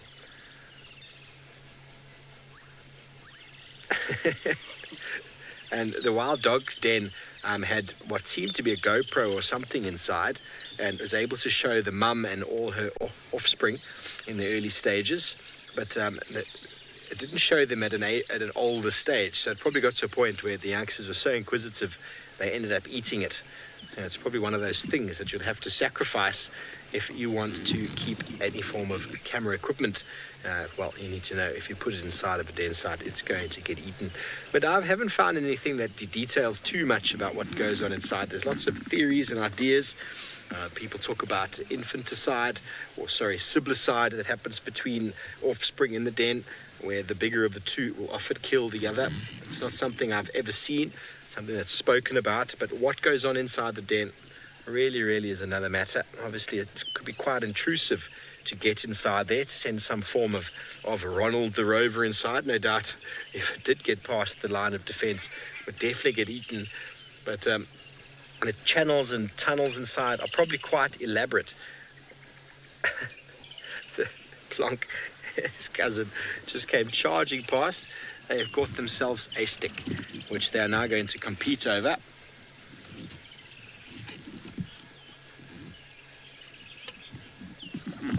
Now, Brian, I don't have a number for you, to be honest, on how often they change, but I think within the last few months they've changed probably 3 times. But what causes them to change, a lot of it's got to do with parasites, ticks, fleas and the like. A lot of it's also got to do with the presence of predators maybe visiting the site, causing them to maybe up and leave. We had the Juma Den sort of in a bit further northeast from where we are now, and that was there for a few months, and then they vanished. We don't know where they went to. They were south of the boundary, we believe, and then they disappeared from there, and then we found them here again. So we really don't know. I think seasonality might play a part. Life cycles of the parasites, the insects that feed on them, a part, and also the presence of other predators. For example, the den sites in the Mara get flooded and inundated with water, which would force them to leave and to choose a new one. If we get a hole here in the ground, for example, one of these large termite mounds, they could get inundated with water as well, depending on the amount of rain that falls and how it falls. A lot of rain fell last night, but it doesn't seem to have affected these guys too much.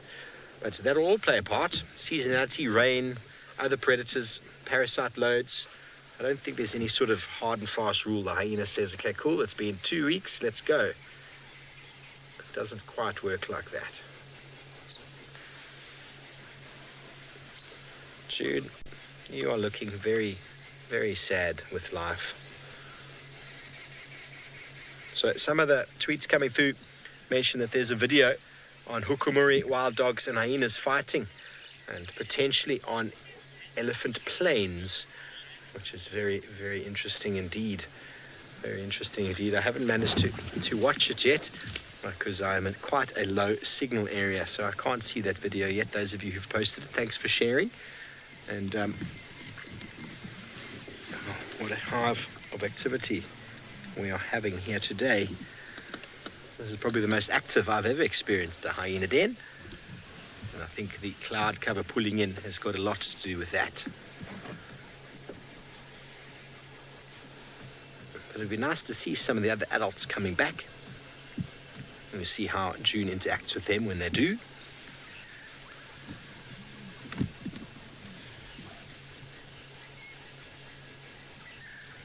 There's just a plethora of smells out here for these individuals. They just can't stop sniffing.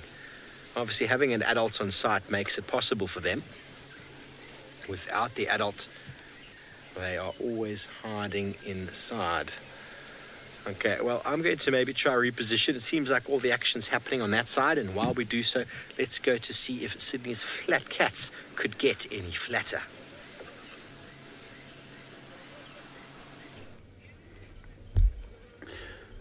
Not much has been happening here where the Unkuhumas are resting this afternoon. All we have been hearing is the elephants pushing down trees and trumpeting far away from where we are. So the Unkuhumas are still very much relaxed, and only 3 of them defecated so far as a result of digesting a lot of maybe meat or food for the whole day. So now it's time for them to offload so that when they start entertaining the night or the nocturnal life, they can be very light and run long distances. Remember, the energy is needed and they must have to be light so that if need be, they can chase something they are going to come across.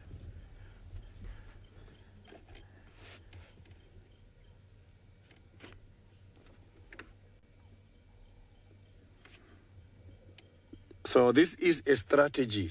It is a strategy for the lions in order to manage the energy. This has got something to do with the management of energy so that they conserve energy during the daytime in order to use at night.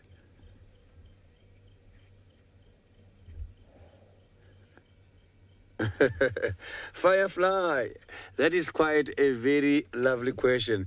If the Avoca Coalition, one of the famous and beautiful coalitions in the area, if they decide to go somewhere else. Remember, coalitions are very much nomadic. They just move around trying to have an opportunity all the time. So here, if the Avoca Coalition moves, the females here we are seeing possibilities of the other males to come in and deal with them are very much high. Yes, females as well, they do entertain going out and look for the males, especially if these males are strong and they are showing good genes and loud roars. I have seen this happening. Let me share with you something that I have shared. There's something that I have seen many years ago when I was still a head guide by the Marakele National Park in South Africa, about 180 kilometers away from Johannesburg.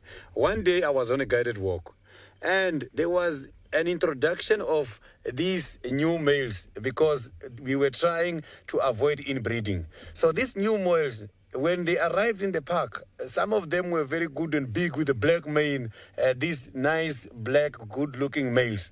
These lions started trespassing and roaring and marking on top of the other's territory. And the territorial holder was so old.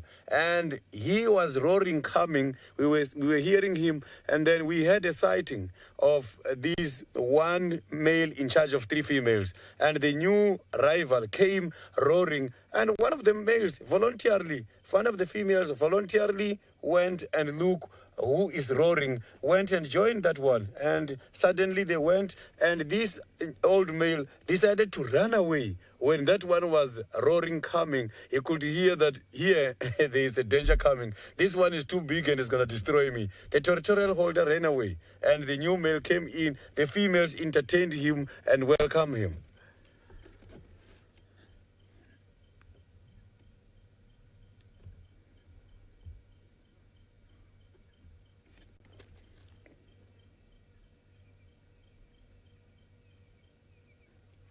So I can see that now they are still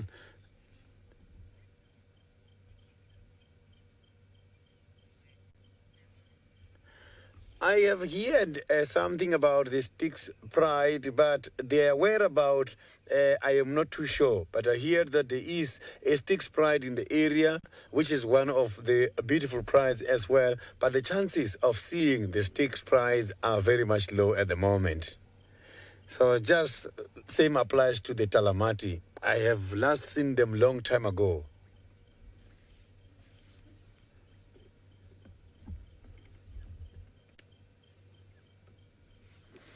So at least the Unkuhumas are becoming much more regular because these are the ones I'm seeing a lot of times together with the Avokas.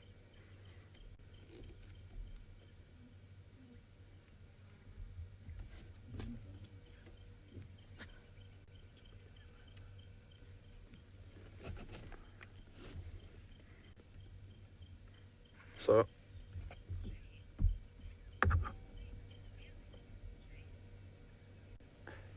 James, I didn't copy your question very well, but I just heard you want to know something about me and the vehicle.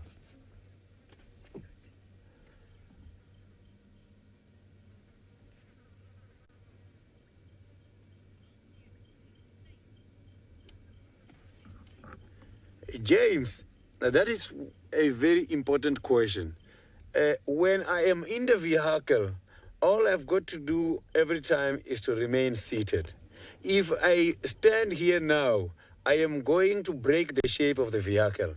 These lions you are seeing here in front of me, when seeing me in the vehicle as well as Senzo, they see us as one object.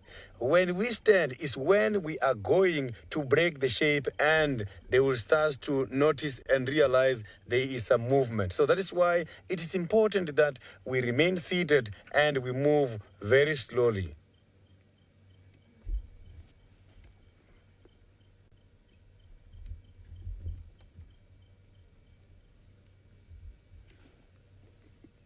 So you can see that the presence of the vehicle is not worrying these lions. They are very much relaxed at the moment.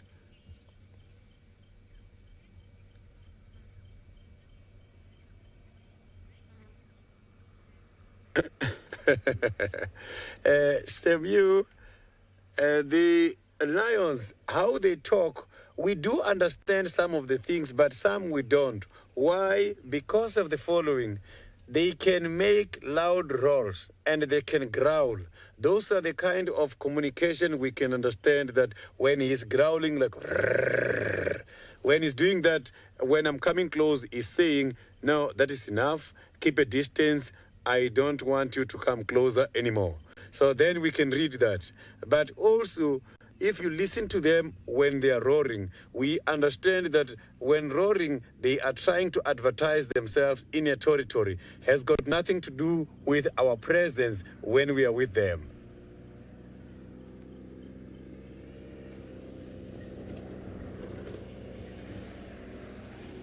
So apart from growling again, when they're just showing off their front teeth, as we are coming closer, when just showing off the front teeth and close the mouth again, we can read that he's talking to me. I must have to now stop and observe.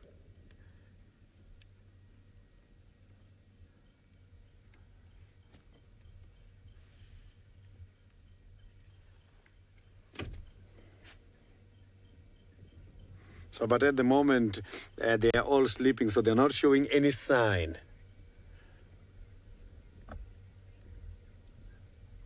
So now, while we are waiting for the lions to wake up, as now I can see that the sun is going to set maybe in a very short while, let's go back to the hyenas. I'm not going anywhere. I will be here waiting to see what is going to happen. Thanks, Sidis. Hopefully your Nkuhuma pride gets up soon and shows you something, because we're having all the fun here. All of the 5 littlest ones are out. The 2 little cuties are right there. They're starting to sort of change. You see around the neck and head area, those sort of spots are starting to change. So what are they, about 2 months then? I thought maybe only a month and a bit, but it's seemingly a bit older than I was aware. We didn't see them from the beginning, but they've changed so much in the last week already. You see how all the hair is starting to disappear around the neck. That's where the first spots are starting to come through on the back of the head. And they are getting quite brave. This one just here on the right.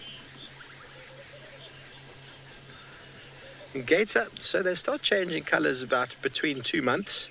And so the youngsters that you see now start to change the spots. You can start seeing them around the head and neck area. But it's only after 4 months, 4.5 months that they start looking like these other three little hooligans over here on the right. Remember Plonk, he was just behind by half a month, and his whole bottom part of his body was still quite dark, although the top of his body had changed. And last time we saw him, should I say, when they were at the other den, that's what he looked like. And then out of nowhere, 3 weeks or so, a month later, he looks just like a little adult. Did you see that little one face planted as he ran down the hill? He's trying to say hello to Plonk. He face planted himself. It is a hive of activity this afternoon. I hope you're all getting all of your screenshots in. We are super blessed that we're able to have all these little visitors and to watch this intimate behavior between them all. And obviously, as soon as you come back to us, they all decide they want to go back to the other side now, because it's always better on the other side, isn't it? We're doing like a half circle around this mound and back again. And June is just on the other side. They're lying down. But they're too inquisitive to leave us alone for long. They'll be back in a moment, I'm sure. And that raisin bush is getting a hammering once again.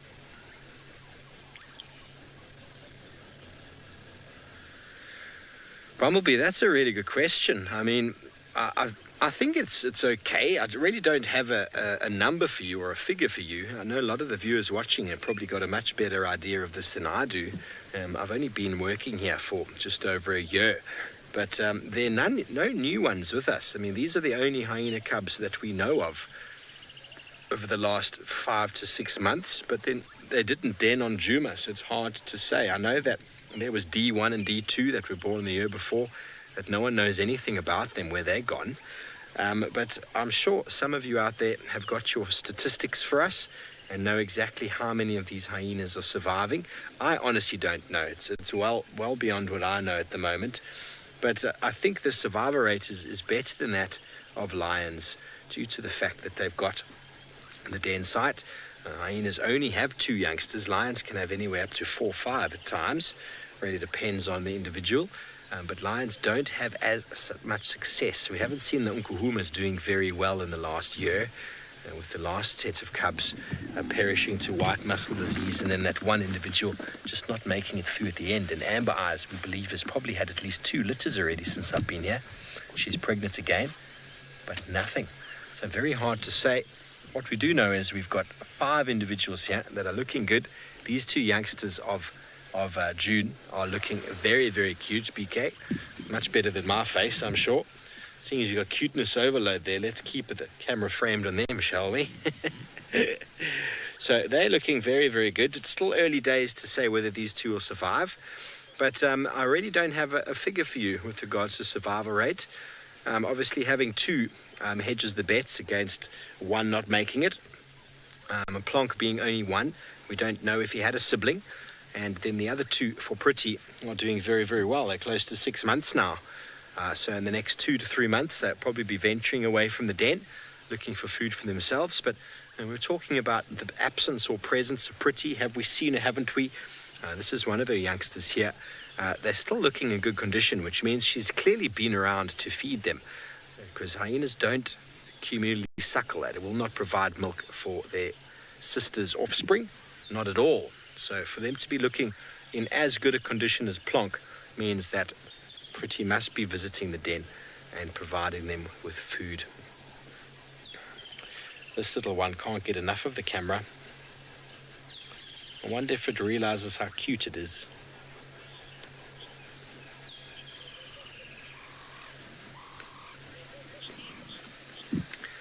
Janet, that's a really good question about rank changing with a new clan. Well, what would cause a clan to change, and what would cause them to do that? And maybe a mid sort of ranking female might move off, and she might find herself or take with her some males. And most certainly, if a female or 2 females moved off, then one of them would most likely, through a dominance display, that looks painful. Through a dominance display, will then establish who will be the matriarch. So most certainly rank would probably change, but within a clan, it can only change through dominance. And it's not uncommon for it to happen, but we don't really see it. I haven't honestly spent enough time. Sorry that they're going behind the car, everybody. But we are free to their movements here. I haven't really spent enough time to be able to give you that sort of information. But, I mean, we know quite well that Waffles was a low-ranking female, and she just decided to take over one day. She was, her mum wasn't. Oh, let me put my legs back in, because you want to come and say hello again, don't you? It's you again. I'm going to call you Naughty. Let's not keep that. It'll get a name soon. We'll get a name very soon. But Waffles went and just took over, and she dominated completely, going from quite low ranking to becoming the leader of the clan up there for whatever time it was that she was in charge. But if they do form a new clan, there's a very good chance, obviously, that those that go off will then start from the top again. Probably one of the reasons for starting a new clan. If that happens, I don't know how often it happens. I mean, I honestly think that the world of the hyena is very understudied. In fact, I mean, in the Mara, we've got enormous clans. They are enormous, numbering 70 to 100 individuals. Here, 5 adult females with males coming in and out we don't even know. That's nowhere near on the same level. In the Gorogoro Crater, also enormous clans of hyena there. So how do you keep a rank with 100 animals in your clan? How is that possible? The world of the hyena amazes me. There they are again, the little rascals. The structure, the dynamics, the behavior. And they're going to force me to move again. They're going to force us to move again. BK, no, here they come. They're like, don't move, we're coming. Sorry about the aerial. We're having a great time with the Juma clan this afternoon. And those two are siblings. Plonk is the one playing off in the background. And these two are doing their own dominance display right now, with lots of biting, tail pulling. And there'll always be, in every family, a bully, or more dominant than the other. So I'm quite chuffed now, spending time. I can identify these two quite easily. Some nice spot patterns coming through. And also you start seeing a sort of behavior. This one here keeps coming up right underneath my car. You suddenly look around and there's his head looking at my leg. Here's the one with the parallel lines on the body. Another one that's got apparently a smiley face and an E.T. E.T. There's one on the left there. There's an E.T. and a smiley face. The one on the right has got those pretty much parallel lines. And then Plonk, interestingly enough, I've noticed now, has got 2 very nice sort of pale spots on his hips at the back. And when you see it in a moment, you'll see what I mean. He's definitely the sibling on the right, much bigger than the other one, most likely female, and showing him who's boss. The Plonk has got these 2 very nice sort of white, sort of pale patches where the bones of his hips. 2 blonde patches there, he's going to come through now. Watch him come. Here he comes, straight across. Look at the patches on his hips. His back hips there. And you see there's a 1 patch. Quite easy to see, isn't it? He's also got the very dark sort of coloration. But he's trying to find out why they aren't playing with him. Keep moving away from him. You know what it's like in any royal family. You don't ever play with the prince because, lo and behold, you go and injure him. He goes and sulks or moans to mum, and then mum comes along and disciplines everybody with beheadings. So they're not playing with Plonk at all. As soon as he materializes on the scene, they both stop playing and walk away. But here he comes. Look at those 2 blonde patches on his back hips. Very easy to see, isn't it? There we go. Hello, Plonk. Come and say hello to everybody and show us your wonderful patches on your bottom. Okay, well, very good. It seems like Sid has turned his camera from his lazy lions and he is taking a moment to watch the sunset.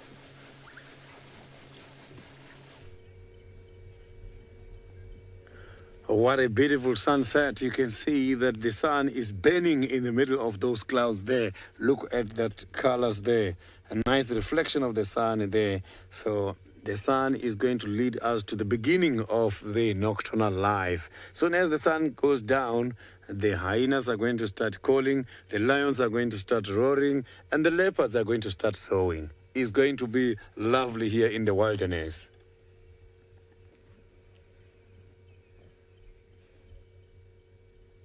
Look at that. This is gorgeous.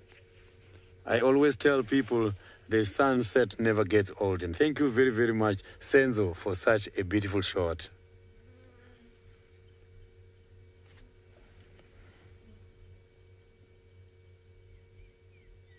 So you can see that the chances of us to get some more rains tonight, they are very much high. Look at those dark clouds there.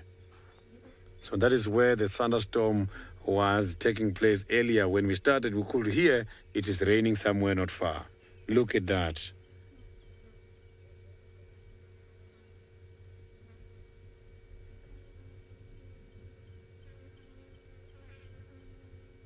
So the sun can be very hot. I come from the equatorial region.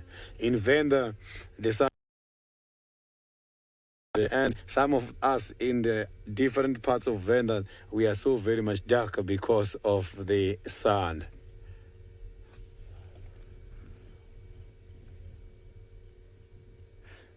But the very same sun which is burning us too much to get those kind of colors does also provide us with vitamin D.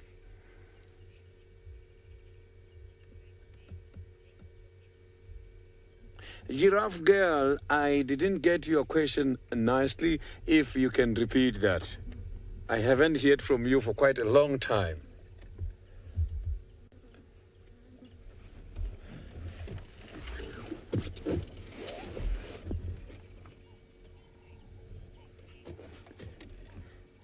Giraffe girl, unfortunately, we haven't heard any sowing for quite a long time. And the one who is dominating the most when it comes to that here in this area, it is the leopard called Tingana. Here where these lions are, it is in Tingana's territory.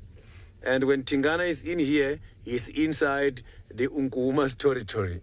So in the bush, animals are sharing, although they compete and even kill each other as a result of different competitions, but they are surviving. It's about survival of the fittest.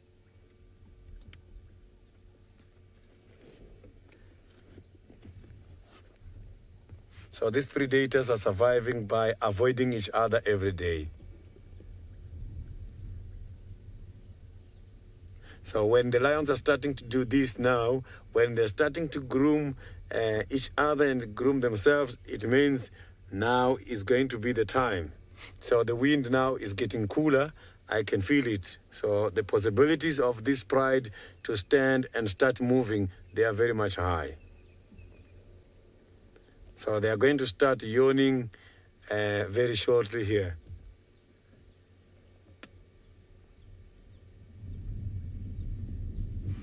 So the lions, they form part of what is called pursuit predation. Pursuit predation has got something to do with the pride hunting together. There is a dependency when they are going for a hunt, and each one of them has got its own role, which is different from the other. And they've got different positions. When they are cornering an animal, they play different positions all the time. And sometimes, if they mix the positions, the chances of them to catch a prey, they becomes very much slim because they are not used to the different positions. Here by this pride, we have got those that go and corner the animals, and those that chase, and the ones that catch the prey as well.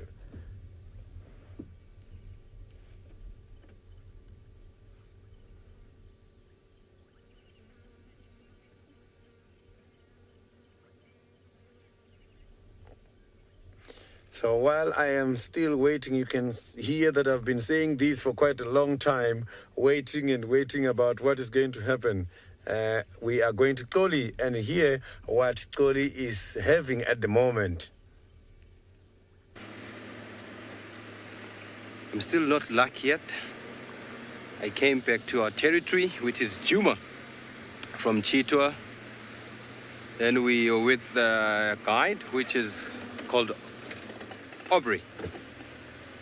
Then he said he had the baboons, calling, on the east side of the reserve. So we're on our way to check there. But he said he didn't see any tracks of a leopard. So maybe we'll be lucky, we'll see tracks around there. And while we were off air, we saw this beautiful bird, which is a common cuckoo. But it was brown to rufus color. And we thought it was a female. Yeah, it's a female rufus cuckoo. It was my first time seeing that color. It's a European cuckoo. And you know the cuckoos, they don't sit still. They fly every time. And the surface is difficult now. It would be hard to spot the tracks because, you know, if it rained last night and then we have the sun, light, the substrate gets compacted, and then, you know, the leopards and cats, they are these fragile walkers. So it's not easy to spot the tracks. So on the ground, so these are the places where we have to check for the tracks. So I'll be going out for a few seconds and check whether we'll find tracks there.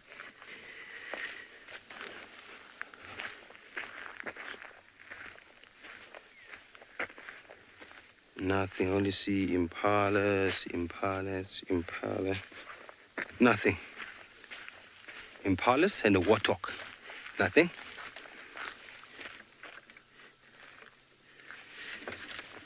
Yes! Maybe we'll be lucky before the end of the show. Because sometimes we get lucky to that point that these leopards, they show themselves to us after a long search. Uncle Steve is lucky with the hyenas. Grootman, Sydney, Fumlani Mikosi is lucky with the lions. I'm not lucky yet. And Grootman means a big guy. That's why I call Sydney Grootman, because that's a Dutch or Afrikaans word. Grootman is a big guy.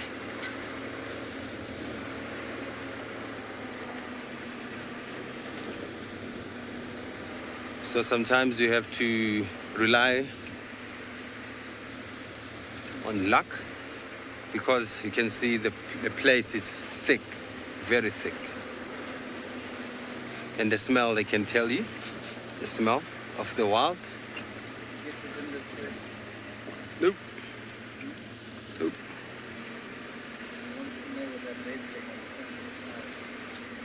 That red thing, ravender. Oh, she wants to know what's that red thing there. Oh, this thing there, it's the jack. It's a high lift jack. It's called a high lift jack, a ravender. This is what we have to have all the time. Because, you know, we're in the wild, and if we get stuck or in the mud, then we have to jack the car using that thing. I think we have to paint it green or camouflaged or the same color as this vehicle.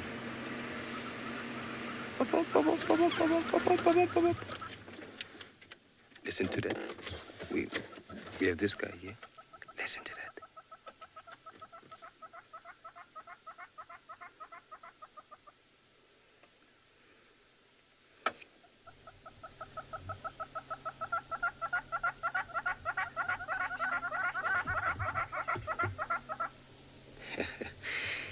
Sometimes they do this and then they will dance. They will open their wings and dance.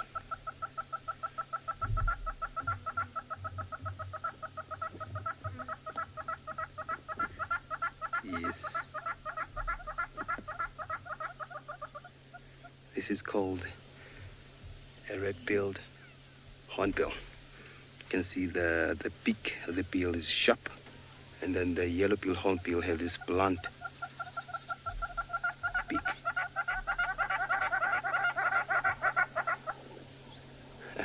And I don't know whether it's female or male because this one that's responding on the right there, but I can't see it because of this tree. And we find a lot of these guys here. Let me keep quiet and listen to its call, because it seems like it needs to be given time to talk. How it's grooming there. So it's easily confused with the yellow-billed hornbill.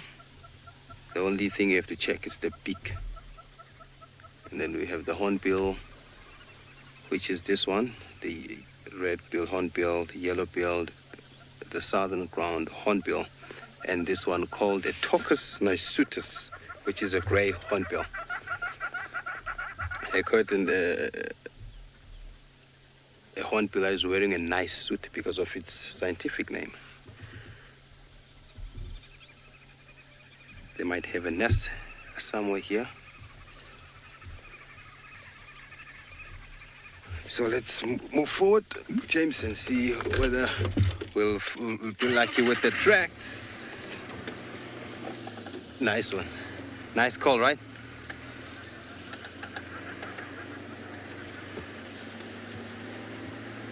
I have some technical issues with my comms here. I can hear FC, but wow!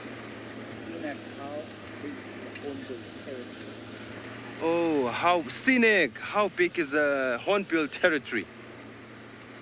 It depends which hornbill, because we have the southern ground hornbill, yellow-billed hornbill, red-billed hornbill, and a gray hornbill. So we have this hornbill in the camp. Let me talk about those ones. We have the yellow-billed hornbill in the camp.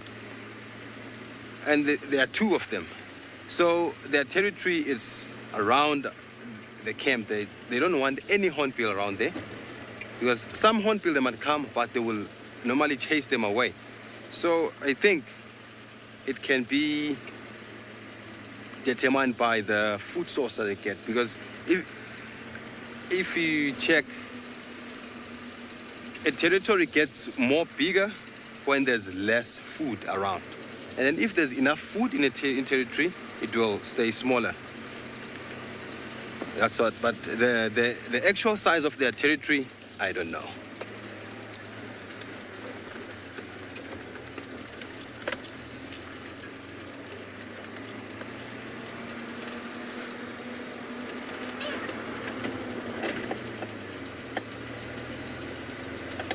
Okay, I've had that. I can go to Steve now with an update and see what he has for us.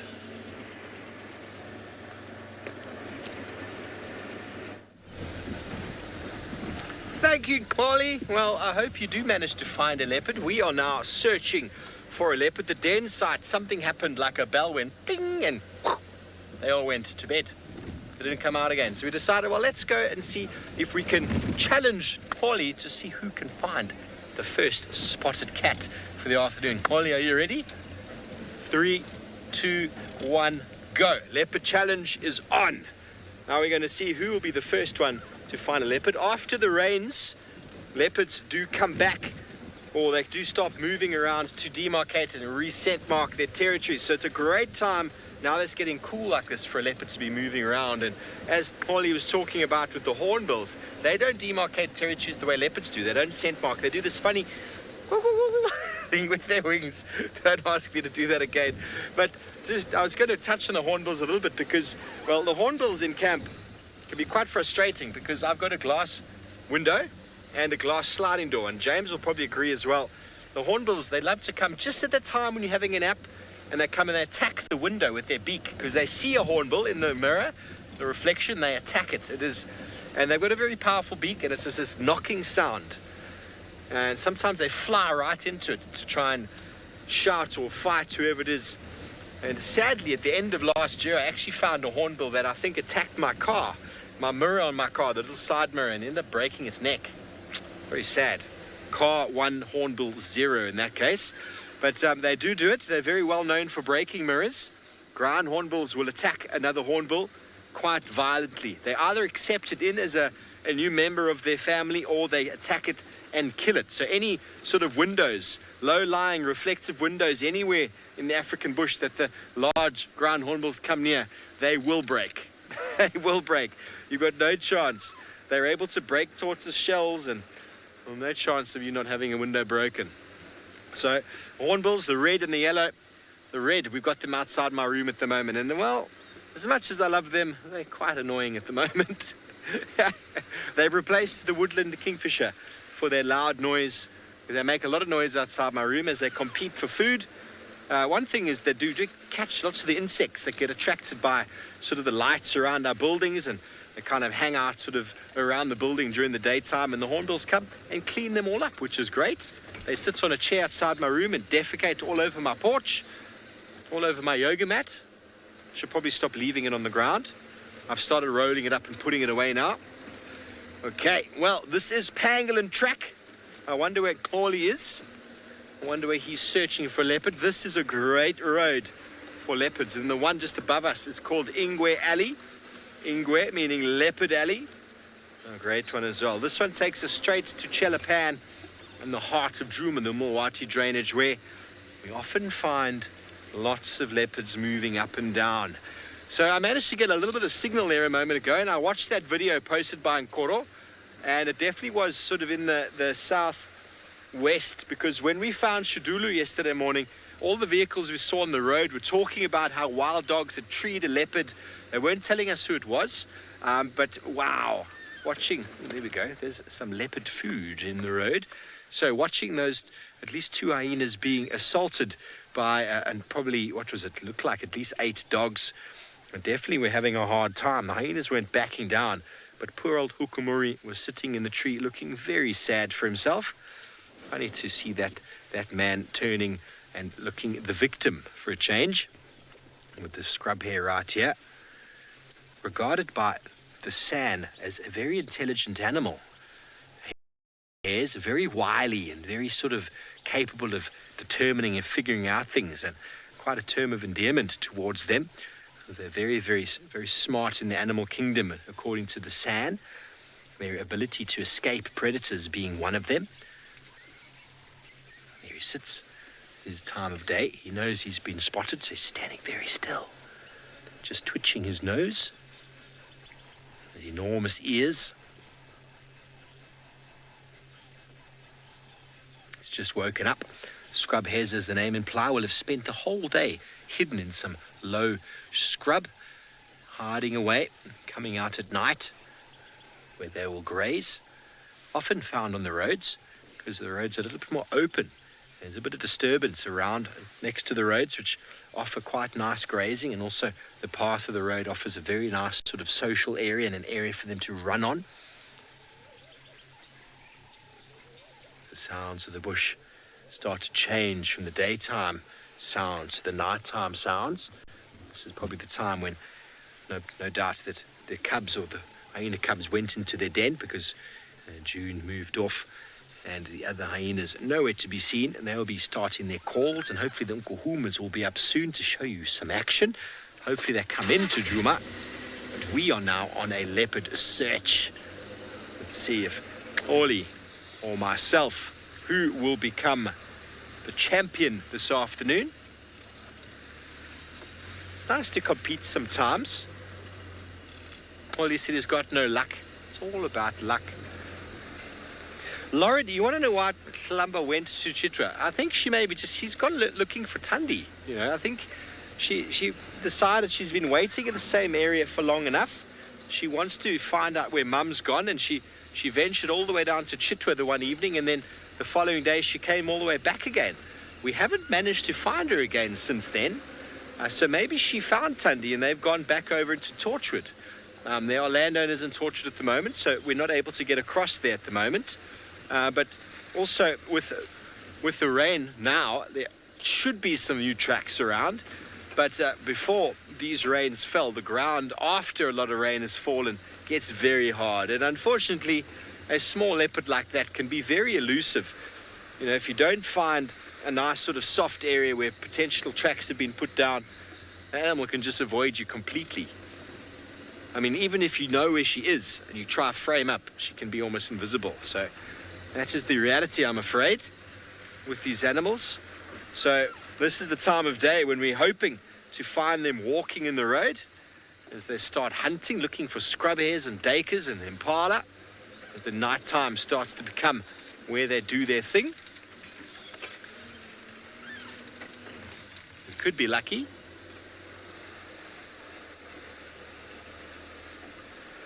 Paula, I really don't know what's gone on with Thandi, where she's at, why she hasn't come back for Tlalamba. Really hard to say. I don't want to put any thoughts in anyone's minds, but I haven't seen her in 3 weeks, so I have no idea. No idea what's going on with her. She might just be enjoying herself in the east. She might have found some food and is quite happy. You know, lots of impala that side. Maybe she's eaten quite a few kills, getting herself nice and plump, enjoying not having to share, knowing that Tlalamba's just fine by herself. But I'm sure she'll be back to say hello again. You know, the mother's instinct to check on her youngster is strong with Thandi. She's done very well. I mean, how many cubs has she successfully reared that we know of? I mean, only myself, I know of Kuchava, Tamba, and now Tlalamba. There's probably more that a lot of you back home know about, and none that I can remember offhand. I try and keep my mindset onto the animals that I've seen. It's hard enough to remember all the names as is, but I know a lot of you have been following the show for a long time, so you'll know exactly how many cubs Thandi's had. Very beautiful cubs indeed.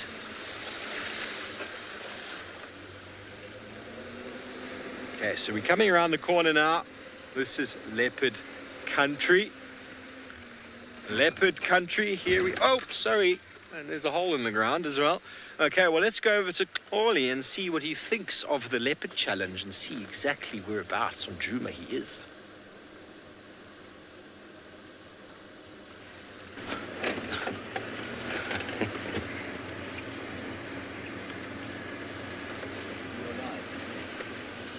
Uncle Steve?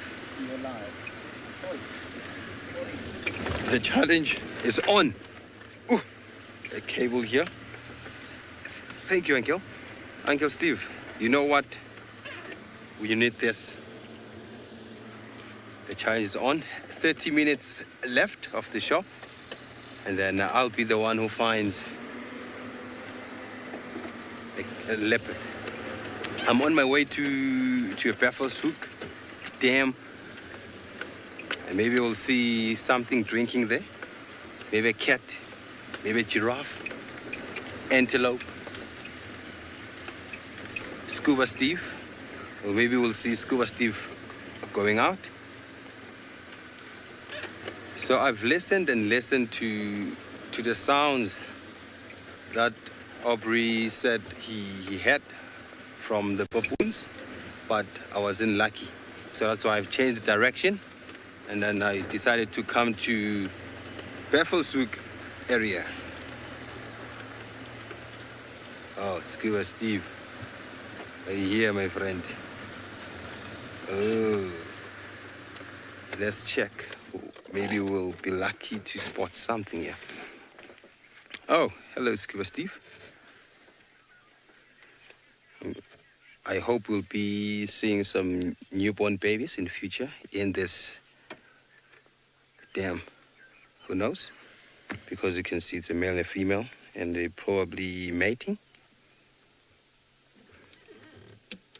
And I wonder what is going to be the name of Scuba Steve, little one. Stewart.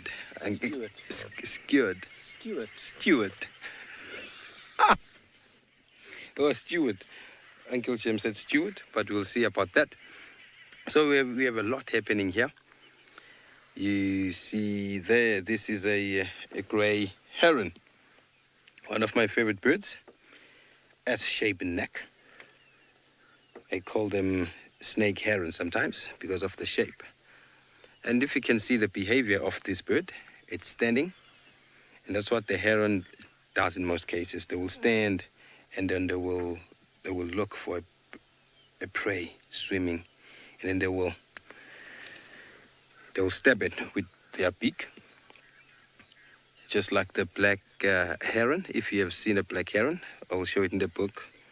If you see a black heron, when it's hot, it will open its wings and stand still there. And then it will make a shade. Then the fish or frogs or something will go there because they love being in a shade. So it will grab it from that shade. So on the left, we have the yellow-billed stork. This guy is forever here these days. Yes, and he looks dirty today. I don't know what happened. Why are you looking dirty, man? The pink color, it's fading now. It simply means he's slowly getting out of the breeding season. And look, check the behavior of these two. This one, it submerges its beak in the water, and then while walking, that's how they hunt. So while walking, they disturb the prey. Do you see that? Let's see, and let's hope it will catch something. That would be amazing. And these guys are migrants. And if they like, they can stay here all year round.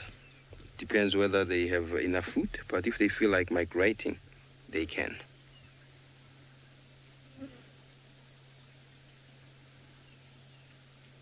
And you can see the shade there. Oh, Scuba Steve blowing his nose there. I'm just checking what's happening around. Maybe I will see something, but it's getting dark now. Nothing. So I wonder where's Uncle Steve now. I'm at Bevelsoek. I'm sure he can get that in his comms that I'm in Bevelsoek, slowly and thoroughly searching for a cat, a spotted cat. No luck yet for this chap right here.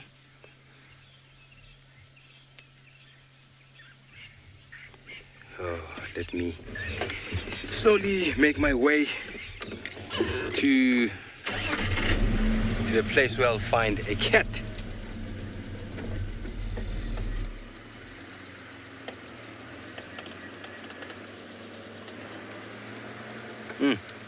I love the breeze.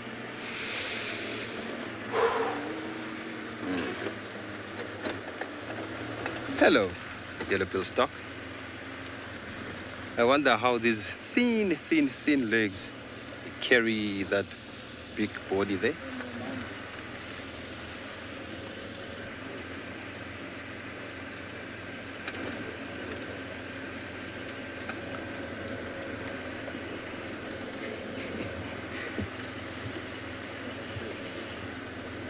This, Jade, James, these things, this is this, can see, it's part of my earpiece, and this one is part of my Mac pack. It is this thing that makes us to communicate with you and hear all your questions.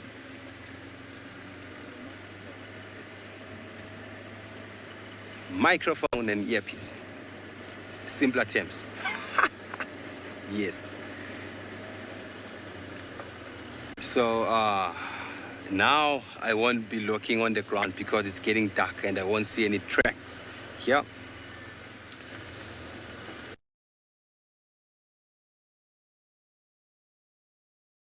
We go to the main road.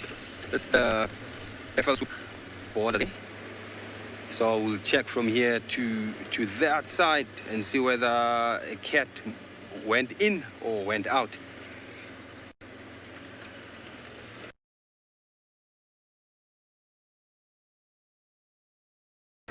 It makes it easy for a tracker or a guide to know whether an animal might be inside the reserve or outside of the reserve. It will be difficult, hey?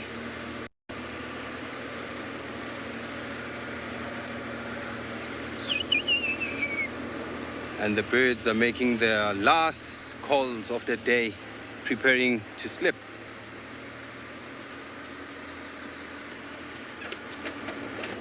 Yes, I'm not lucky yet. I'm sure Uncle Steve has something, but let's go to Sydney with the lions.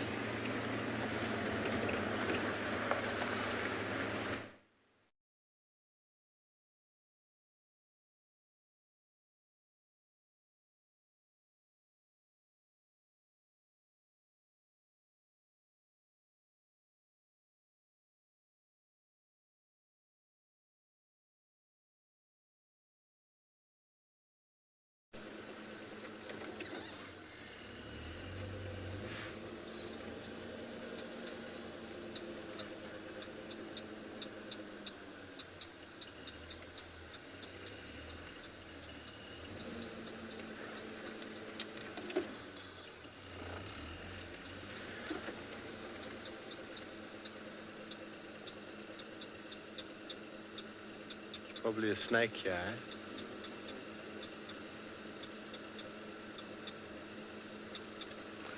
Sorry about that, everybody. Not sure what's happened on the other side, but you are with us.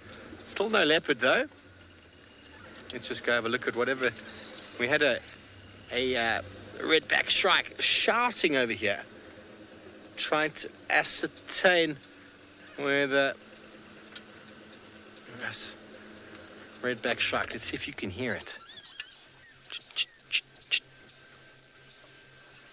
Quite often, those sounds will be, it's an alarm call from the shrike, trying to indicate maybe there was a mongoose, maybe there's a snake. I can't see it. Maybe it's down, hidden in the long grass. Well, I'm going to move on from that. Sometimes you can be alerted to leopard by a bird shouting. But not that time. Whatever it was, too small to spot. The spotlight, as you can see, is out. The lights are on. Let's get our lights going. And this is how we're going to find a leopard. All furnaces burning.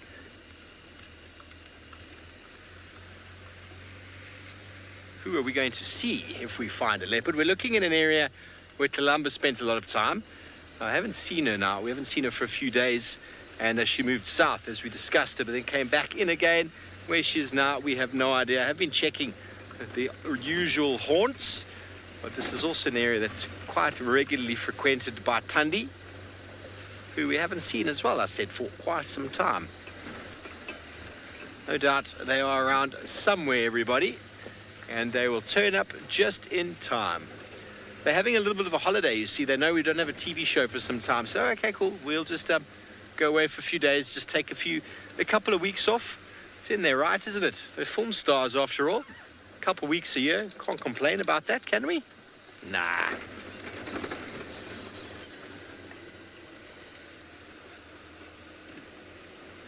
Philip, you want to know if my car breaks? Will I fix it? Well, it really depends what breaks. We do have a mechanic that is on site. He's not permanently working for us, but he is a magician. His name is Opa, which is quite interesting because Opa in Afrikaans means grandfather, and I think he's about the same age as me, maybe even younger than me. I don't think Opa is older than me, that's for sure. So a young gentleman, of course. But he's a magician. We will struggle with things and then he'll arrive, and within 5 minutes he's fixed the problem. That's what you get. Experience in certain things, knowing exactly what to do. But no, he generally fixes most of the mechanical issues. But when it comes to basic stuff, most certainly I'll sort that out.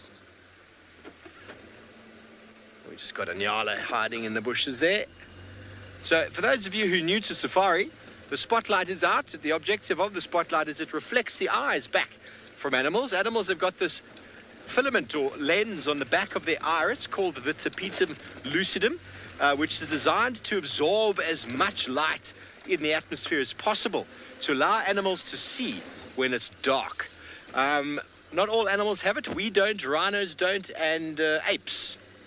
Elephants have a very minor one. You don't really see the reflection. But when you shine it on eyes, they shine back at you. And that's how we spot them.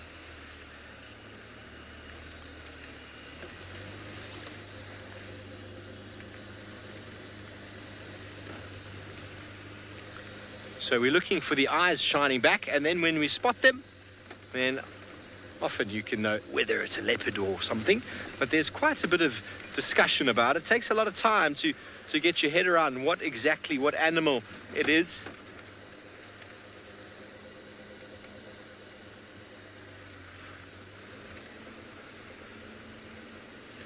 Nina, I'm hearing most of it from Sammy, but I'm not getting the question at all. Not getting it all. Sammy is saying something about someone roaming, but I'm not hearing the rest of what you're saying to me, I'm afraid. Sorry about that, Sammy. I'll try and get your question through and answer it for you. Samu, you want to know about gorillas? Well, it's very hard to say, but gorillas occur in forested areas, very dense forested areas. We don't have any of them down here, but maybe very long time ago, these areas used to be more forested, and then it is possible, yes, that gorillas were around, but I'm not sure if it was ever this far south. We still have gorillas in sort of the north, in sort of Central Africa, but none right now at the moment. So gorillas are more of a forest animal, not an open savanna specialist, Samu. So baboons are probably the closest relative, with us, of course, to the apes of the jungle. I hope that answers your question for you. It would be wonderful to see gorillas, wouldn't it? It's on my bucket list to go up and see them. But they enjoy very green, wet, forested areas. Down here, it's way too hot for them, way too dry. I think it gets quite hot where they are, but it's very humid. That's where they enjoy it, in the tropics, in the jungle, a proper forested jungle of Central Africa.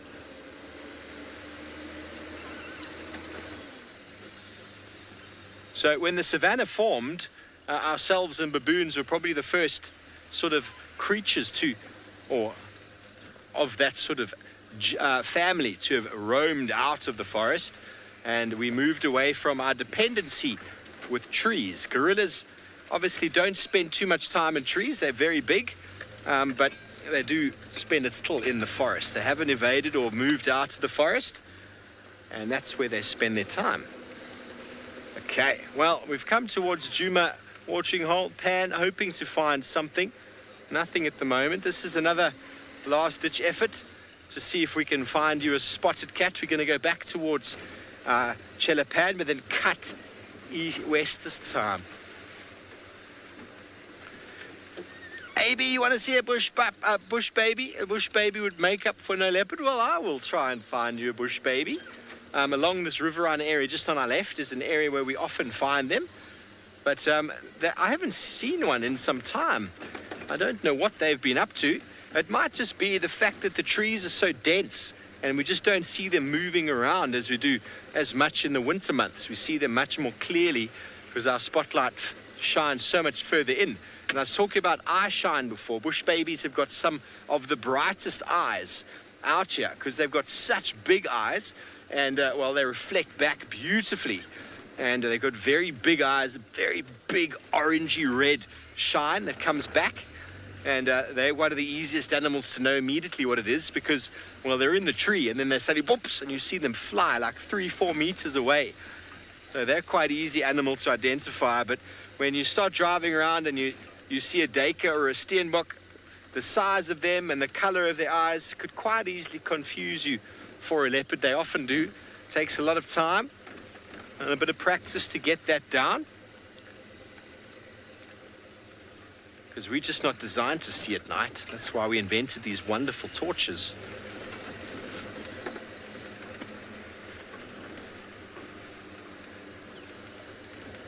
Katie, well, leopards aren't essentially going to be attacking us. If they were, this industry just wouldn't work. You know, we're not walking at night. Leopards at night on foot probably run away from you anyway. But essentially, wild leopards have a fear of man. Wild lions, all the wild animals have a fear of man because we evolved on this savanna landscape with them. So if they do, if the only time you actually need to be afraid of a leopard or worried about a leopard if it's sick or injured, and then you need to be very careful. And its body language will tell you straight away what's going on. You'll hear it.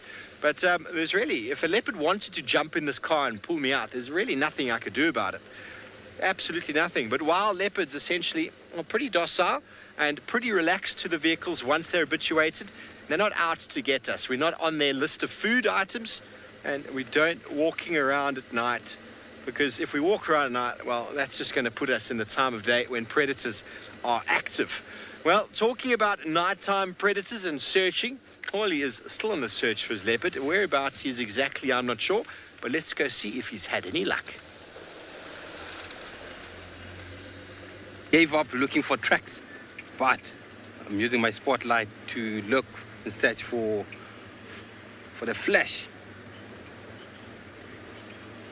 Then Uncle Steve, what I would love to see and what's in my bucket list is to go and see the orangutans in the wild. I would love to see that. I've never seen orangutan before, live. I only saw it on TV screen. So I'm not far away from the camp because I made a big loop to see whether I'll detect something or see something or smell something. So on my way to Vuyatela Dam there, I wanted to check whether I will hear the frogs calling. I love the frogs. I love them a lot. So we're on IR now. You can see we are on black and white. Yes. Because we have to see within these thick bushes and this darkness.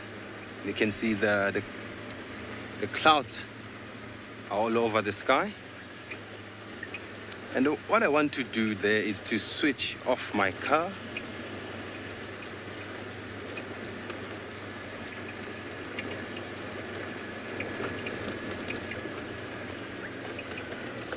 Early, can I make a leopard call? Let me try it. I can, because we have the contact call. You remember, we have a territorial call like, that's a territorial call. And then we have this one.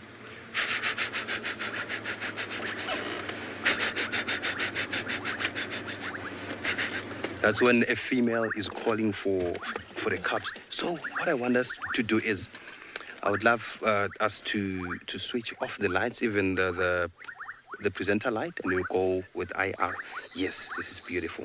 Sorry about the lights, and I just want you, all the viewer,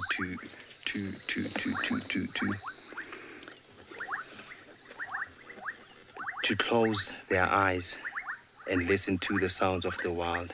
These frogs around here.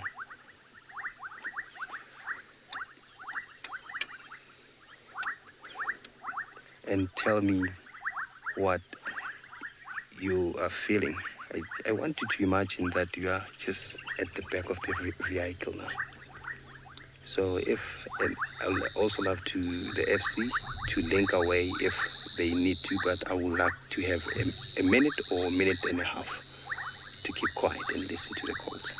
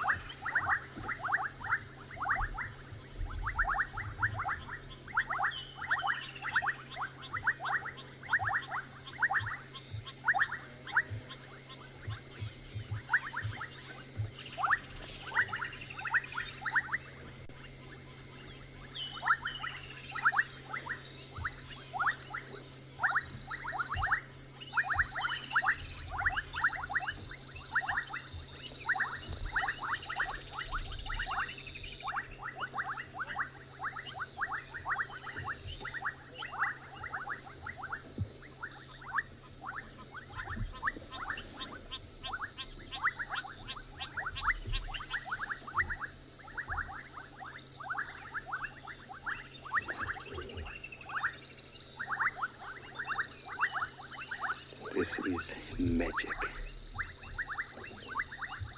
I hope and I believe everyone felt as if he was just right here in South Africa, Kruger National Park, in Sabi Sense, here in Juma Private Game Reserve. Actually, I feel like I can spend more time here and listen to the calls because I love them, and I hope everyone felt the same.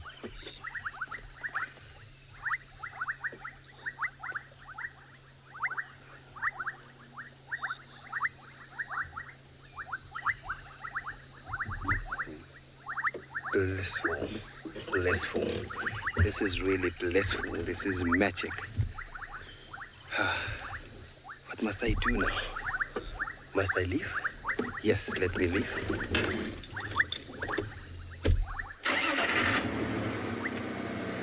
Oh. These are the things. Oh, these are the things that they make me feel more attached to the wildlife. Listening to the calls of the frogs, the birds.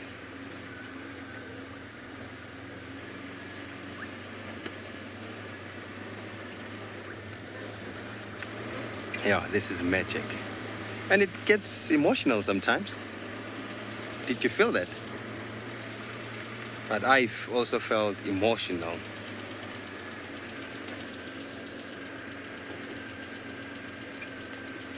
Mike want to know the frogs call all year round. Remember, Mike, the frogs, they are most active during the wet season, during the dry season. They hibernate, I can say that, but they can stay in a place for a while, a long time, underneath the ground. They will hide themselves there in a suitable place, and then they will only come out after the rains or during the rainy season. So they don't call all year round.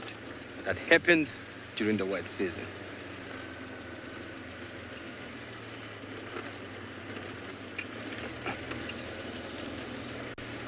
Fresh droppings of the elephant. You can smell them. Also good.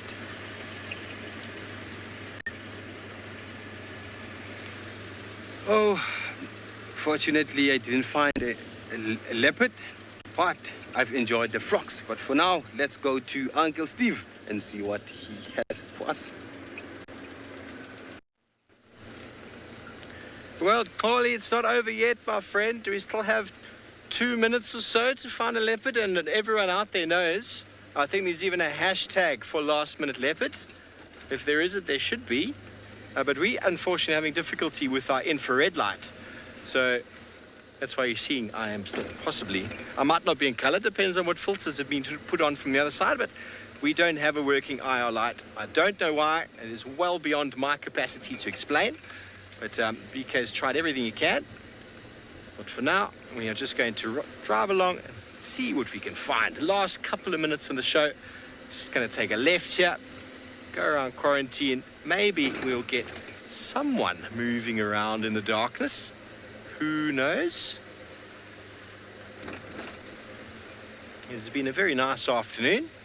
I'm glad that the clouds have moved in. It doesn't look like there's any looming rain right now. It might rain at 2:30 again in the morning, throwing us all into a flurry, or should I say James into a flurry as he ran to cover all the vehicles. Shame. It really did come down last night. The rain, well, the lightning was right on top of our heads.